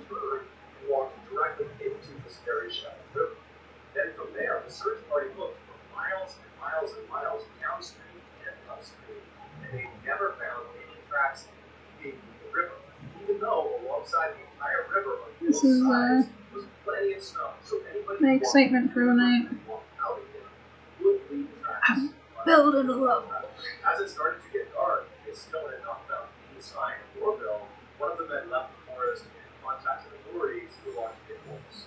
The sheriff's department, along with hundreds of volunteers, descended into this area where Orville got lost. They started by searching even farther downstream and upstream of this river to see if they could find where Orville stepped out of the river, but they too couldn't find any tracks. So for a couple of days, they searched this river. Look, it's starting to look like a river. I can add water right here. Then And on the third evening of the search, one of the searchers was up in the mountains in an area that was relatively close to the last area where Orville had tracks in the snow. And the searcher saw there was a little campfire that had been set up in the middle of nowhere. He walked up to it and saw that it had been recently extinguished, still warm. Not gonna worry about itching. Was a pair of boots, but there was no person anywhere in the vicinity. And then the searcher noticed there were tracks leaving this campfire, and these tracks were made in the lead. So the searcher doesn't get all of these tracks.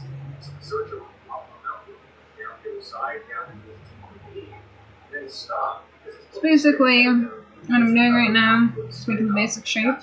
When I'm ready to, I start building off the shapes and making the actual canyon around it all.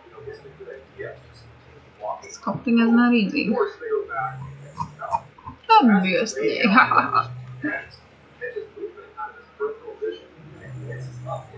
But, yeah, I mean, I'm quite excited. This game is going to be pretty spooky. Looks like a man.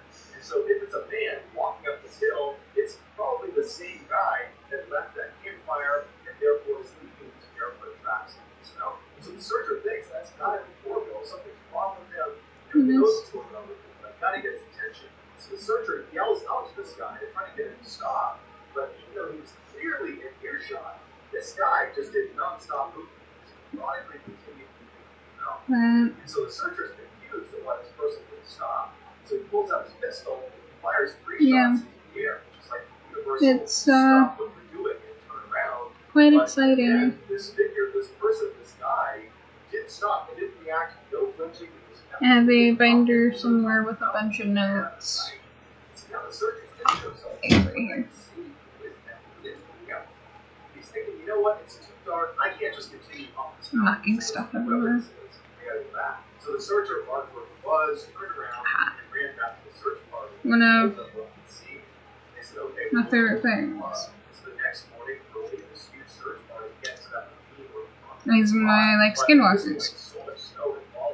They're most frequently seen as coyotes, wolves, foxes, eagles, owls, or crows. Sometimes bears. Anything you want to be. Shapeshifters. Fun fact of the night. I have to play with MonsterMashZone.com eventually. Or not com, zone.zone. Make some 3D assets that way too, and make them. Others have speculated this was not Orville, but it was some other person, See, they're all fun. creature Gonna block out. around the woods at night, and that perhaps they had something to do with whatever happened to Orville. But regardless of who or what that figure was, no one ever found any traces of Orville or the Shoeless Man. So that's going to do it, guys. If you will learn more about the Missing 411 phenomenon, I would encourage you to check out the official YouTube page of Missing 411. It's called Can-Am Missing Project. That's This is official YouTube page. actually I would quite also fun. encourage you to go to canandmissing.com where you can purchase all of the Missing 411 books, as well as check out their documentaries. All this information is linked in the description. If you want to get in It's a touch lot with of me, fun. you can message me on Instagram or on Twitter. My username for both platforms is the same. It's John Wall 6. I also have a ton of content over on TikTok. My username is Mr. Wall. I also have a second YouTube channel called Mr. Wall Shorts, where I post random short videos and awesome episodes. It is. It's very enjoyable. It's just 3D sculpting currently. Wait until I start making the assets. It's gonna be a lot of fun. And then I gotta draw out concepts, and those concepts have to be. Where is it? I don't normally brag about it, but this lovely thing. If you're like me, and sometimes just like I just need a hand scanner. So if that's of interest to you, you have to get to Lightlight's house and lightly toast all of their bread and then put it back in the bag. Also, please subscribe to our channel and turn on all notifications so you don't miss our I paid a good little price for it, but it comes with its own case. This is how I sent you the book pages, which I'll do that for people sometimes. They'll send you book pages. This is my handheld scanner. You just. But when I do my concepts,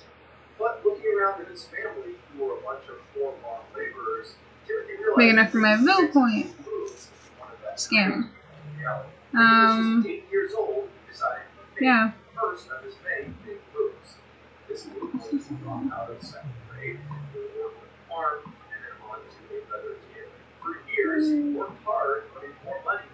But yeah, like you have my handheld scanner. Can't wait to be doing a bunch of different cool things. Yeah. Basically what I'm doing is I'm working on my Skinwalker levels. I'm thinking about adding Skinwalker Ranch because Skinwalker Ranch is, well, I'm going to put it in the middle of the canyon somewhere because that is like the one place where you can find Skinwalkers. Something else I feel I'm going to probably end up doing is having a mountain level with like mountain lions and crazy things, but like with Skinwalkers, they're hollowed out animals and stuff like that, so it looks almost like they're not human or animal. Don't quote me on that. I have it written down in here somewhere.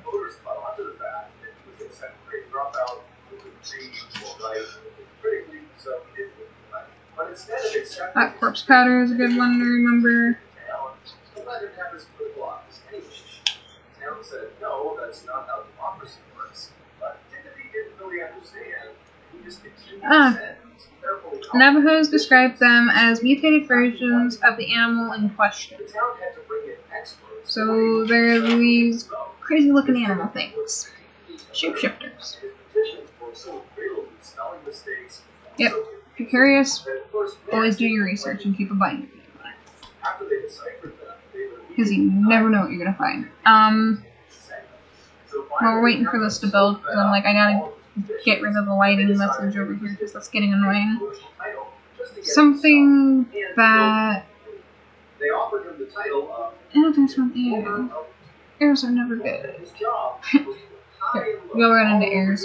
But something that I feel is very strong with this is it's in a lot of different cultures. It's amongst a bunch of Indian tribes. Not just native to the Navajos, it's not just native to the Mohawks, it's Cray, it's any Indian tribe you can think of, Cherokee. It's also in Norse mythology, which they're seen as something different. Something that I feel is going to go really well with this is the more time spent on it, the better. You want quality over quantity. The better the quality, the better people feel about it. I feel like if I make this level to like start with the basic shapes and then model out what I need to, it'll come out a lot better than if I just rush it. Which my New Year's resolution this year was I'm going to learn how to be patient and not get irritated, even though I want to rush through this. I think that another thing too is that when you think about Skinwalkers, think any animal, any human, it's whatever they want to do. They use corpse powder to either kill you or like immobilize you and stuff like that, and they're just... I was joking with my mom the other day, telling her I want to make a t-shirt where it's one going... So you have like Skinwalker doing weird voodoo crud. the concept for them is going to be more horrifying because you're going to have your, not shamans, why am I thinking shaman? Shamans are not skinwalkers. They're the medicine men and women who turn to dark magic. Dark magic seems to be a common thing in a lot of urban legends, a lot of themes. Ghosts seem to be another one too. So do banshees. I love the banshees. Shrieking banshees. Oh.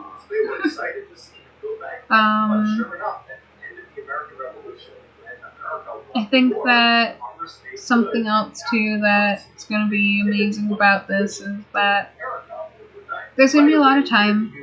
There's going to be times where I know I'm going to want to quit. I'm going to end up scrapping the level like 5 times, like I've already done 3 times with this one.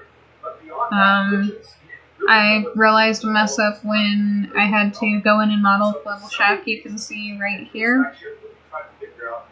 I was like, you know what?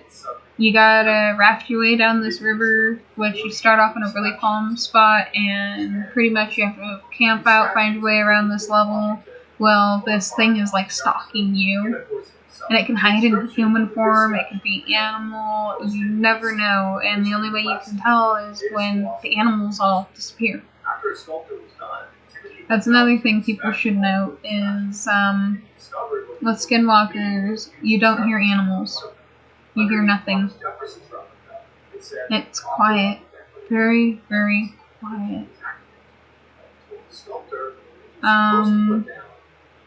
Another really cool urban legend, which I don't know why I'm obsessed with it too, but when I think churches, I don't normally think hauntings. I don't think shrieking banshees where they're like wailing because somebody is about to die, or raining hell telling people that they're gonna die if they continue to be there in a place of worship. But there's that. It's Constellation Church out in Oakey Street, Alabama. There is an urban legend about a ghost rider there. And that is something that had me like, ooh, what is that? And that level is going to be pretty fun because it's going to be this giant forest area, and you're going to have with and without this church-looking building, because the church burnt down back in, I want to say 2015, 2016, somewhere in there. But it's just really interesting. Like, urban legends are fascinating. But every urban legend is going to have 3 levels. 3 levels are going to have different scenarios. The different scenarios will have different endings. So this game is going to be like ever-changing. Oh, and the funny bad joke behind the canyon is it's Bell's Canyon. If you've heard of Mr. Ballin, you know about the can you tell me how to get to Bell's Canyon thing? It's just, there's going to be bells in the middle of this giant lake-looking thing. Well, giant lake-looking thing that you can swim to and you can ring them. But if you do that, what happens? It's just a lovely little fun thing, like Easter egg to throw in there, that you can get to this thing and ring the bell. Something else that I want to do with this is I want my textures to kind of stand out, be a little bit more realistic, but like surrealism, to the point where it's real but it's not. It's like almost walking into a Dali painting, only not so chaotic. So there's like a lot of huge plans for this level, and it's gonna take time. If you come back every night, I will either be working on this, or there's a swim pool level down here that I can be working on. That there's a legend here in Colorado in this school called North Middle. Supposedly this girl went under the school where there's a swim pool and ended up drowning, which we found out is not true. There is no swim pool underneath the school whatsoever. But it's a cautionary tale of, well, a lot of urban legends are cautionary tales, but there's some truth to them, which we've learned a lot of. And it's fascinating.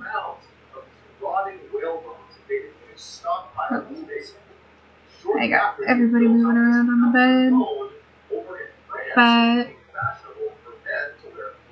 that's the cool thing about this. And I'd hate to say it, but I went Han Solo on this one.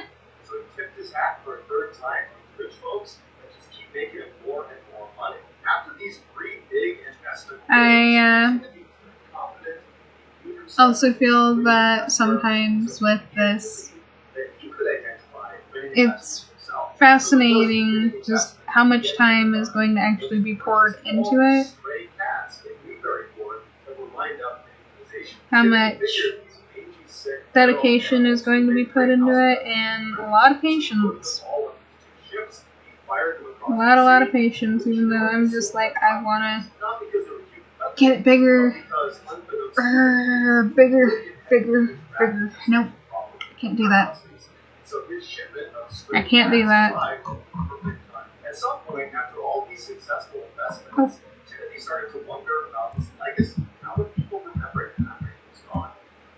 I already messed up right there. Nope, that's so smooth. We can build right here along the building.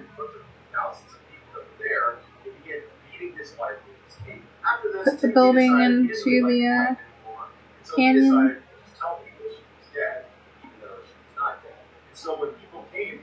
And like when I hit about right here, I can start actually building the higher part of the canyon. So this building is like in the middle of the canyon, and I'm thinking about putting a road. So how it starts is cutscene, you're driving down the road, get to this shack, not shack, this rafting place, and that's what this building is. This building right here is where you go, you get your raft, you go white water, I can't speak, English 101. If you're curious, watch The Nerdy Crafter, because that came from her. But white water rafting. You're pretty much going to be white water rafting in this game straight to getting into the game. Something I'm really excited about is what I'm thinking is, I actually zoom out and point this out. I'm thinking when you start here, you're going to have your skinwalker stalking you from up here, and it becomes part of the little tour group because it sneaks its way into your tourist. So you go down this river and you have this thing in your boat and you don't even know it because they're in human form, and it's nearly impossible to kill them in human form. You just gotta know their name, and if you know they're a skinwalker, you say so-and-so. Like, I don't even know what name to use for this example, but it's so-and-so. You're a skinwalker. And if you do that, they can either kill you, or if you know them while they're in animal form, it kills them. So be careful how you call them out, because even in a video game, it might get mad at you. But that's the beauty of this. Is video game. It's a video game teaching people about urban legends, folklore, telling you how it's gonna be.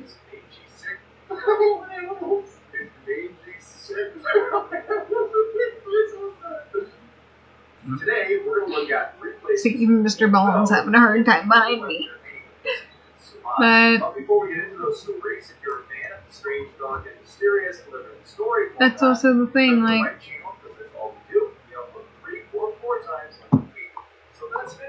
you actually gotta really think things out.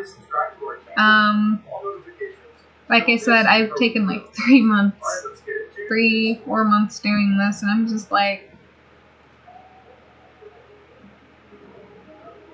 don't go that way because I might fall off the bed and be like, ah, fail.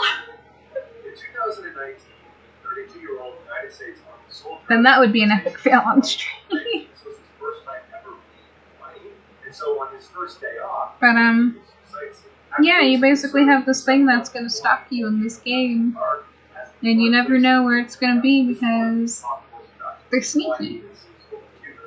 Sneaky skinwalkers. I think that the craziest thing that I've ever read was how they're strange and peculiar phenomena. Or phenomenon. See if the phenomenon. It's a phenomenon.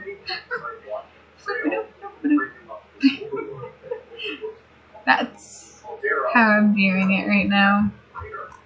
So I'm gonna go here and make this fair. Oh. I do that a lot. If you're curious, I always have the smooth tool on for some weird reason, and I want to sculpt it. I'm like, why isn't this working? Why isn't this working? It's like epic fail on my end. That's why you have fun with sculpting. I think that something that's going to be really fun in the end is that my first level I do, it'll be available.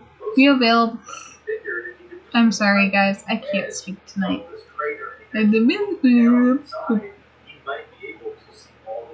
I am thinking for my first level, when it is completely done, you'll be able to play it online. It's not gonna have the option to do like multiplayer online. That's gonna be like for console, your PC, stuff like that when the full game is released.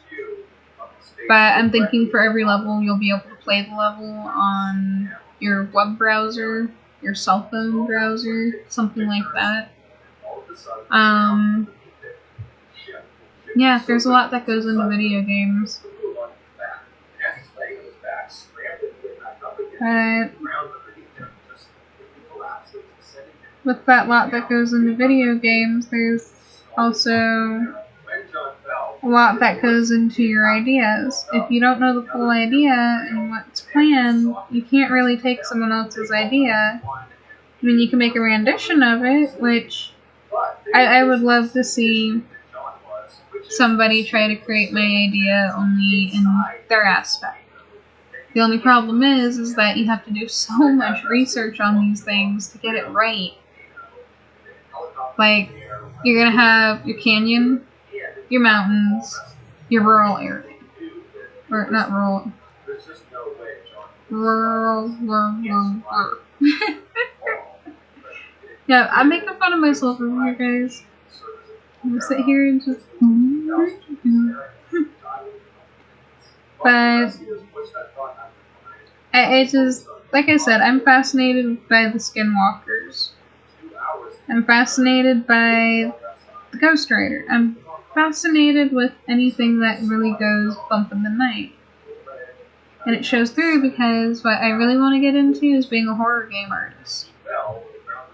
Somebody who can make these spooky freaking levels that everybody's like, whoa.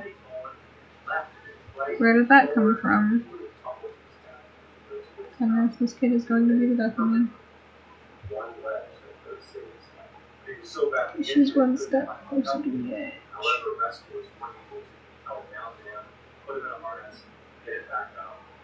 Yeah.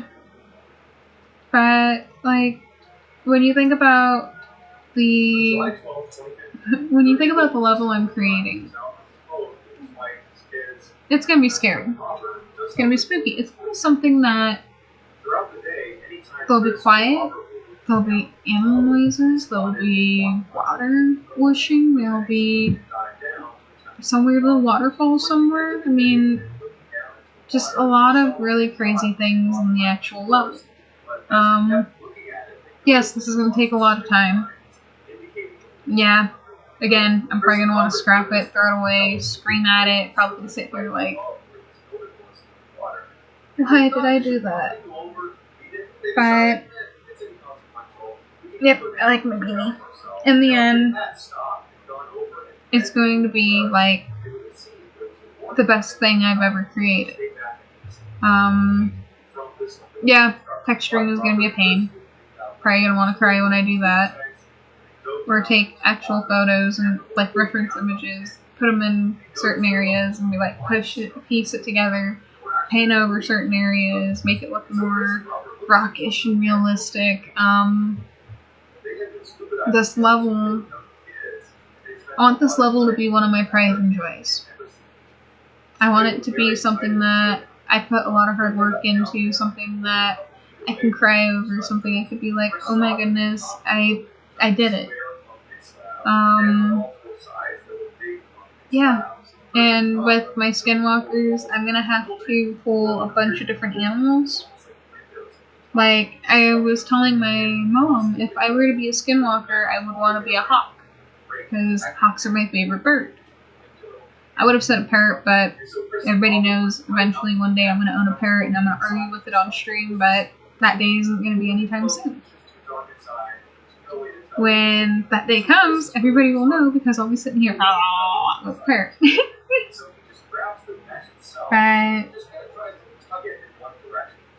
I'm excited about this level. I am excited about what I'm doing.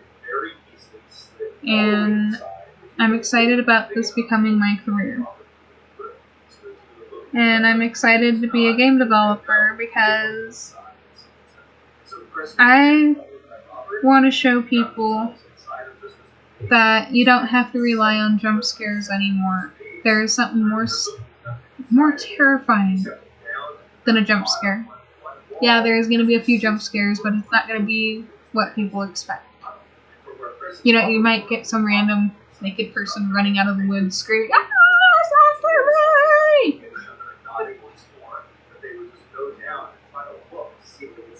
But that's the beauty of it. You never actually fully know what you're going to get yourself into. And the more research you do, the better. The more time you put into it, the better. The more you treat it like it's your baby, the better. I think it hurt me. It touched its finger. But that's the thing, like with this level, Canyon. Canyon is the first thing I decide to do when I'm still learning.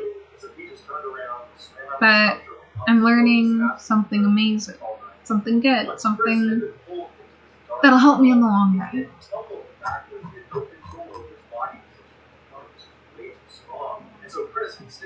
But we're creating a river that winds, and then it'll go up and down and up and down and turn again, maybe turn like this.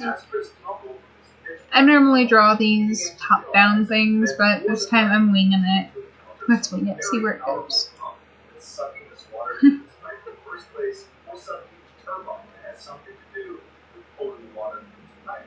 And that's the greatest thing about doing this, is you never know where it's going to lead you.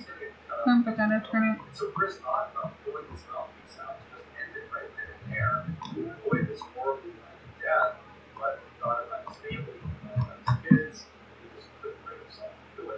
Dang.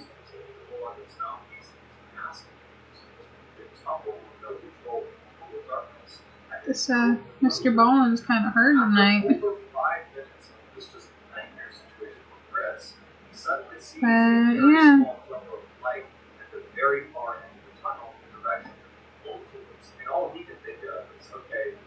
I think that here soon I'm gonna end stream and turn in a paper. But I'm not gonna do that for another 30 minutes. Maybe a little bit longer, you never know with me. But, you know, let's read some more notes. Because, like I said, I'm excited about Quick, stop. Chris immediately begins to swim right up towards the surface, where there was actually land right in front of him. Inside of What weird noises tonight? and he saw there was Different people cats. walking around with hard hats. So Chris And yes, I have pulled some himself out of the hotkeys water. in here. It would turn out Chris had been pulled into Let's see, where is it? particular Skinwalkers may have a favorite form that they customarily use. They have power to become anything they wish. In animal form, a skinwalker is very fast and impossible to catch. They go as fast as your car. There's that. But they travel long distance in animal form normally, and that's the only time you can really kill them. Mutated animal. Chris would ultimately sue the power plant, saying they didn't put up enough roadside. Where is it?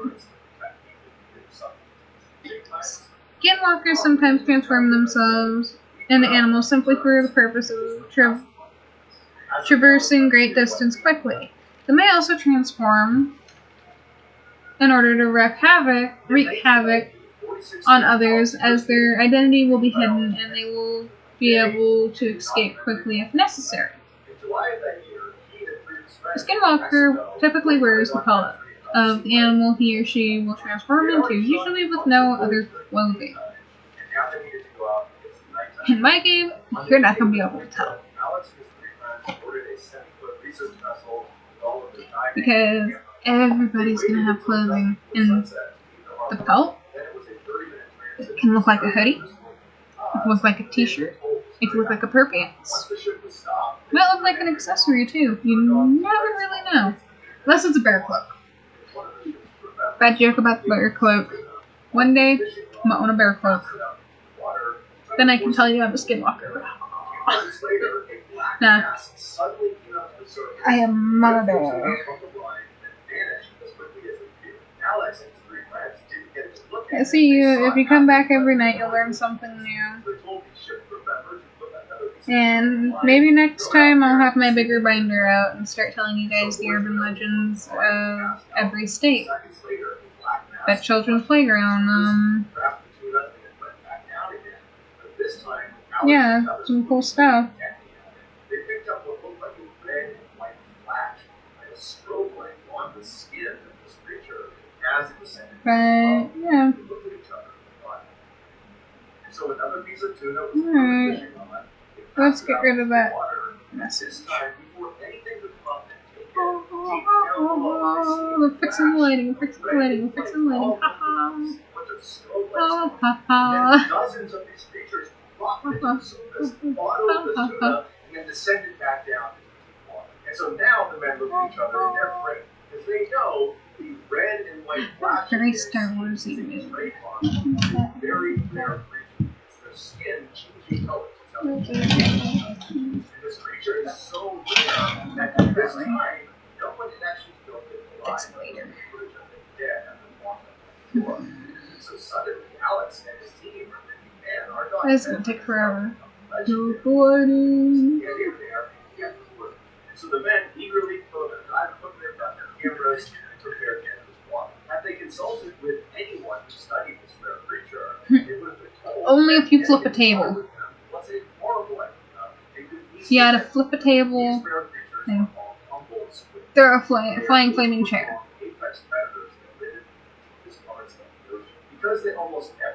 And you have to scream through your microphone, it burns! Or bubbles away! And inside of the suckers are these teeth, these little daggers that they use to latch onto the prey, so they pull their prey in towards their center, and at their center is this opening, it's their mouth, it's called a beak, and it literally looks like a bird's beak, this hard thing that sits there and opens and shuts. He was talking about a kraken. Prey, and then inside of I don't know. is their tongue. I don't know what he's talking about. Are hundreds of sharp little daggers like forked teeth that they also use to shred their prey. Typically, these jumbo squid will sneak underneath their prey and then suddenly shoot up, grab them with their two tentacles, and then drag them Yeah, down big into the kraken. water where they can save. Then they begin the horrifying slow process of eating their prey alive. This gag reflex that prevents them from Humboldt squids are very intelligent, they're very social, and they're very aggressive towards humans. So how about that especially background? when they're fruitful, when they are It's my logo, not colored in. about this. They're just eager to get into those jumbo squid infested Sorry. waters. And Yeah, see, it's at 70%. to the final 18, 19, 20, 21, 22. It's gonna take forever. Go 1 inch at a time. Oh, it's a squid. He's talking about a squid. Giant vampire squid. Ooh, 14-foot shark. Ooh, shark and tuna. Shark got its tail fin stuck on the actual hook and then became bait for the Humboldt squids. Seconds later, the squids began ripping the shark apart. So Alex and his 3 friends decided to post some drama to get some good footage. Squids being able to rip a shark apart, that is terrifying. He's kind of fixated on getting the shots. He's not really worried about why he's sinking. He's thinking maybe my buoyancy compensators off, maybe my weights are too heavy. But when he looks down, he realizes in horror a Humboldt squid has wrapped one of its tentacles around his right swim fin. And so he There's your lesson of the day, people. No humble squids. gets it to release him. And in a panic, They're not very Alex humble. is swimming They'll back eat you. up to the surface, but he's still 40 feet away at this Rip point you. from the boat. At this point, the other squid alerted to Alex as now Get that. So as Him. Alex pulls out from the plane, another squid comes up and wraps his tentacle around his neck. And his neck was only dug into his neck, all around his neck. So his neck's being cut into, it's being strangled, and being pulled down by the squid. And so Alex begins punching and squeezing and pulling on his tentacle, fighting for his life. And he manages to get this squid, the second one, also to release him. But by now, he's been pulled down to 50 feet. He's got a ways to go to get back to the boat. And the other squid are all coming over. They're converging on him. They're all communicating. And here's our prey. Here's our other meal. So Alex tries to swim as fast as he can back to the boat. He only made it a few feet before another Humboldt squid darted up and came right up to his face. Don't play with the humble squids, people. His entire head, blinding him, and he immediately felt the beak pressed up against his face. It's open and closing, trying to bite him, but it was biting down on his dive mask. It was basically saving him from having his skull crushed by this squid. The squid became frustrated because it's not digging into Alex's flesh, and so it readjusted its grip on him by sliding down to his midsection, where immediately it begins pulling him down violently with pulsing bursts. And so all Alex starts doing is punching, hitting, everything he can to get this thing off of him. And then for some reason, it does release him. He was just so frustrated that it could not puncture into him. And so Alex is now down to about 60 feet. He starts swimming as fast as he can with all these squids all around him. But for some Humble reason, squids are none evil. of them attack him. So Alex swims up to the boat, and before he actually gets on board, he looks down back into the water, and there's just dozens of these squids that are flashing red and white at each other, just kind of hovering in the water, not making any move towards him. It was like they were just watching him. Alex sprinted up that ladder, got into the boat, and shortly after, his 3 friends came out of the water as well. They were unharmed. Alex had deep cuts all around his neck, where the tentacles had driven their teeth into his throat. Humble squids, guys. Humble squids. Stay away from the humble squid. Today, his encounter with the jumbo squids is a legend. So that's going to do it, guys. If you found the secret in today's episode, let us know in the comments what it is, where you found it, so give us the timestamp. I can't get over the humble squids. If you enjoyed They today's don't sound video very and haven't done pleasant. this already, please ask the like button and hit the bell notification. Also, please subscribe to our channel and turn on all notifications. You mentioned Ghost so you don't miss Canyon. any of our weekly 3 or 4 video uploads. If you want to get in touch with me, you can direct message me on Instagram or Twitter. I mean, you need help. It's John Waller 46.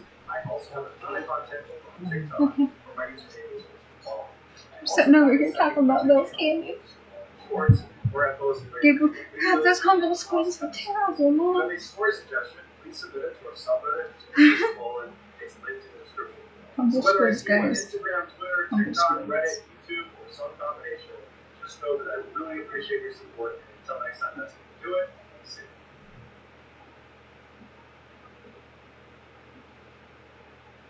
Today, I'm going to share 3 stories that scared me, but Before we get into those stories, if you're a fan of the strange, dark, and mysterious, delivered in story format, come to the right channel because that's all we do.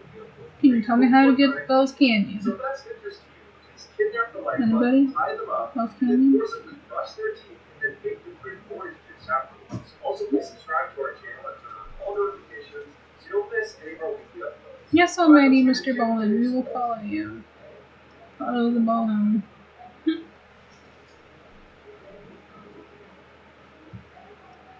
I'm wondering if we're gonna hear Bell's Canyon one tonight.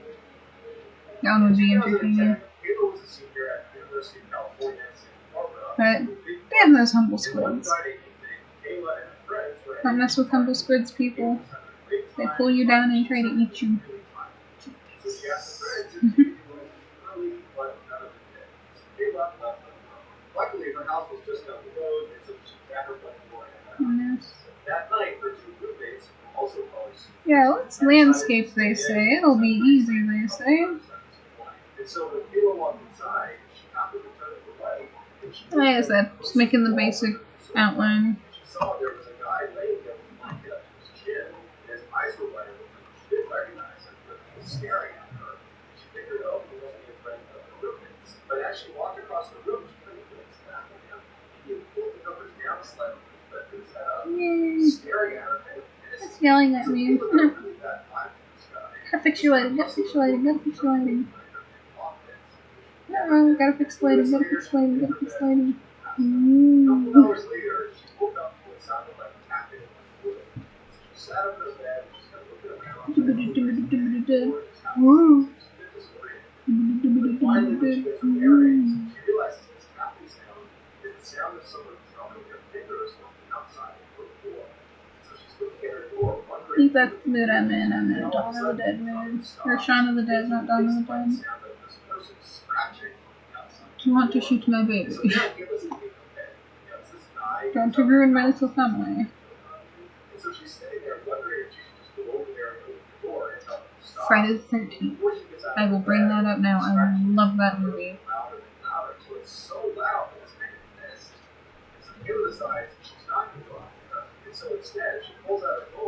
One of the best.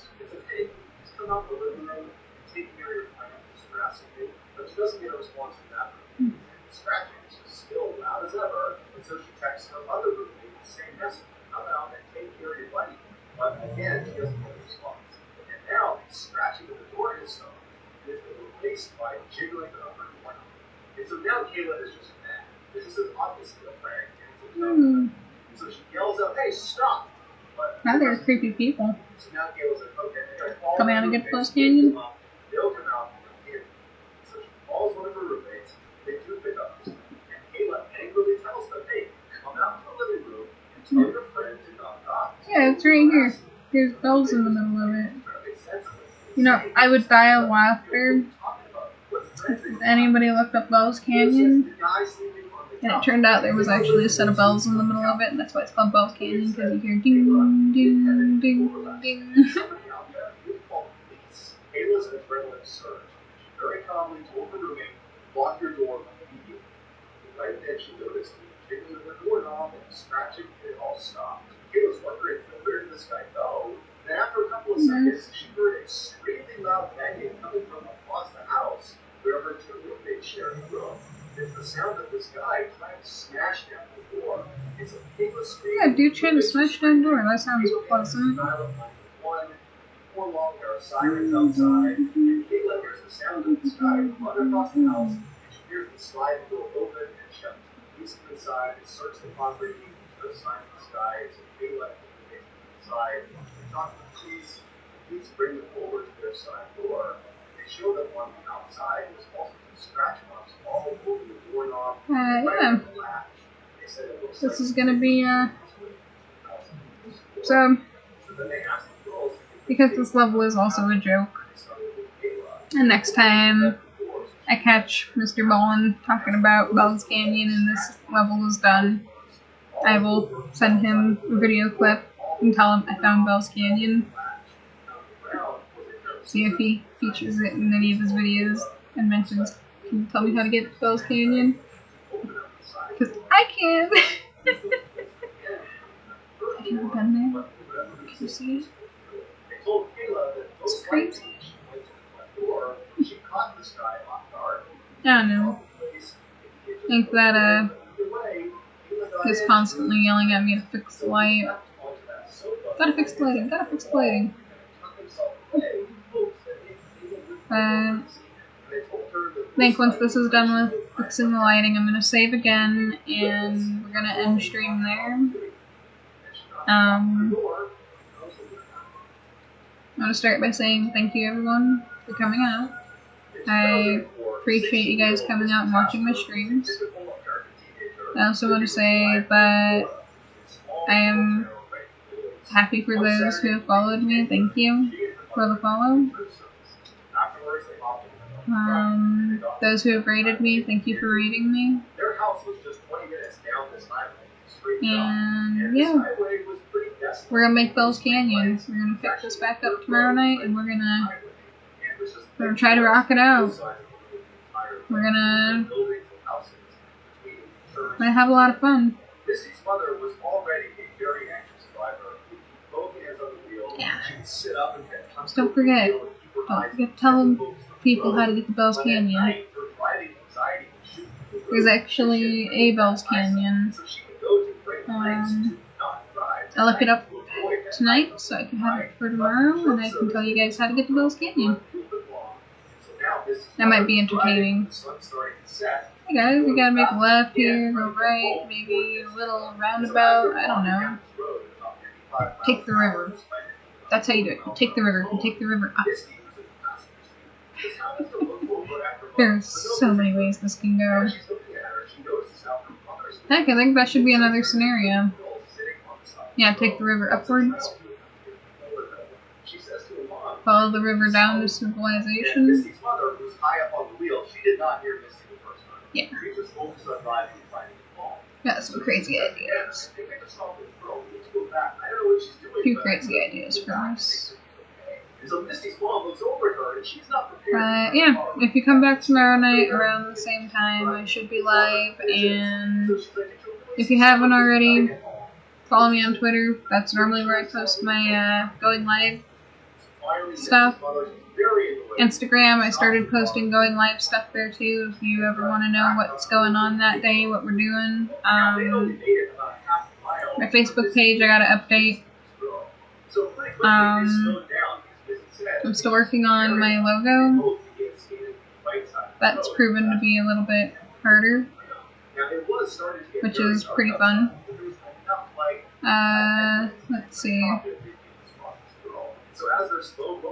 We're just gonna have fun working on this level. We're gonna have fun creating this video game. We're gonna have fun doing everything.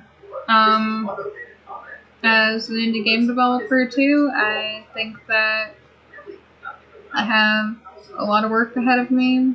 I'm excited to be able to show you guys my process. I'm excited to show you guys Unreal Engine. I'm excited to learn new things with you guys here and practice my old things that I've learned. I'm also excited to be able to practice sculpting on here. Creating worlds, levels, things that you wouldn't expect.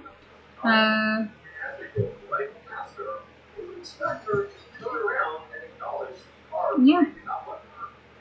Again, thank you guys for coming out. Have a wonderful night. I'm gonna go ahead and end my stream. I'm just gonna wait a minute.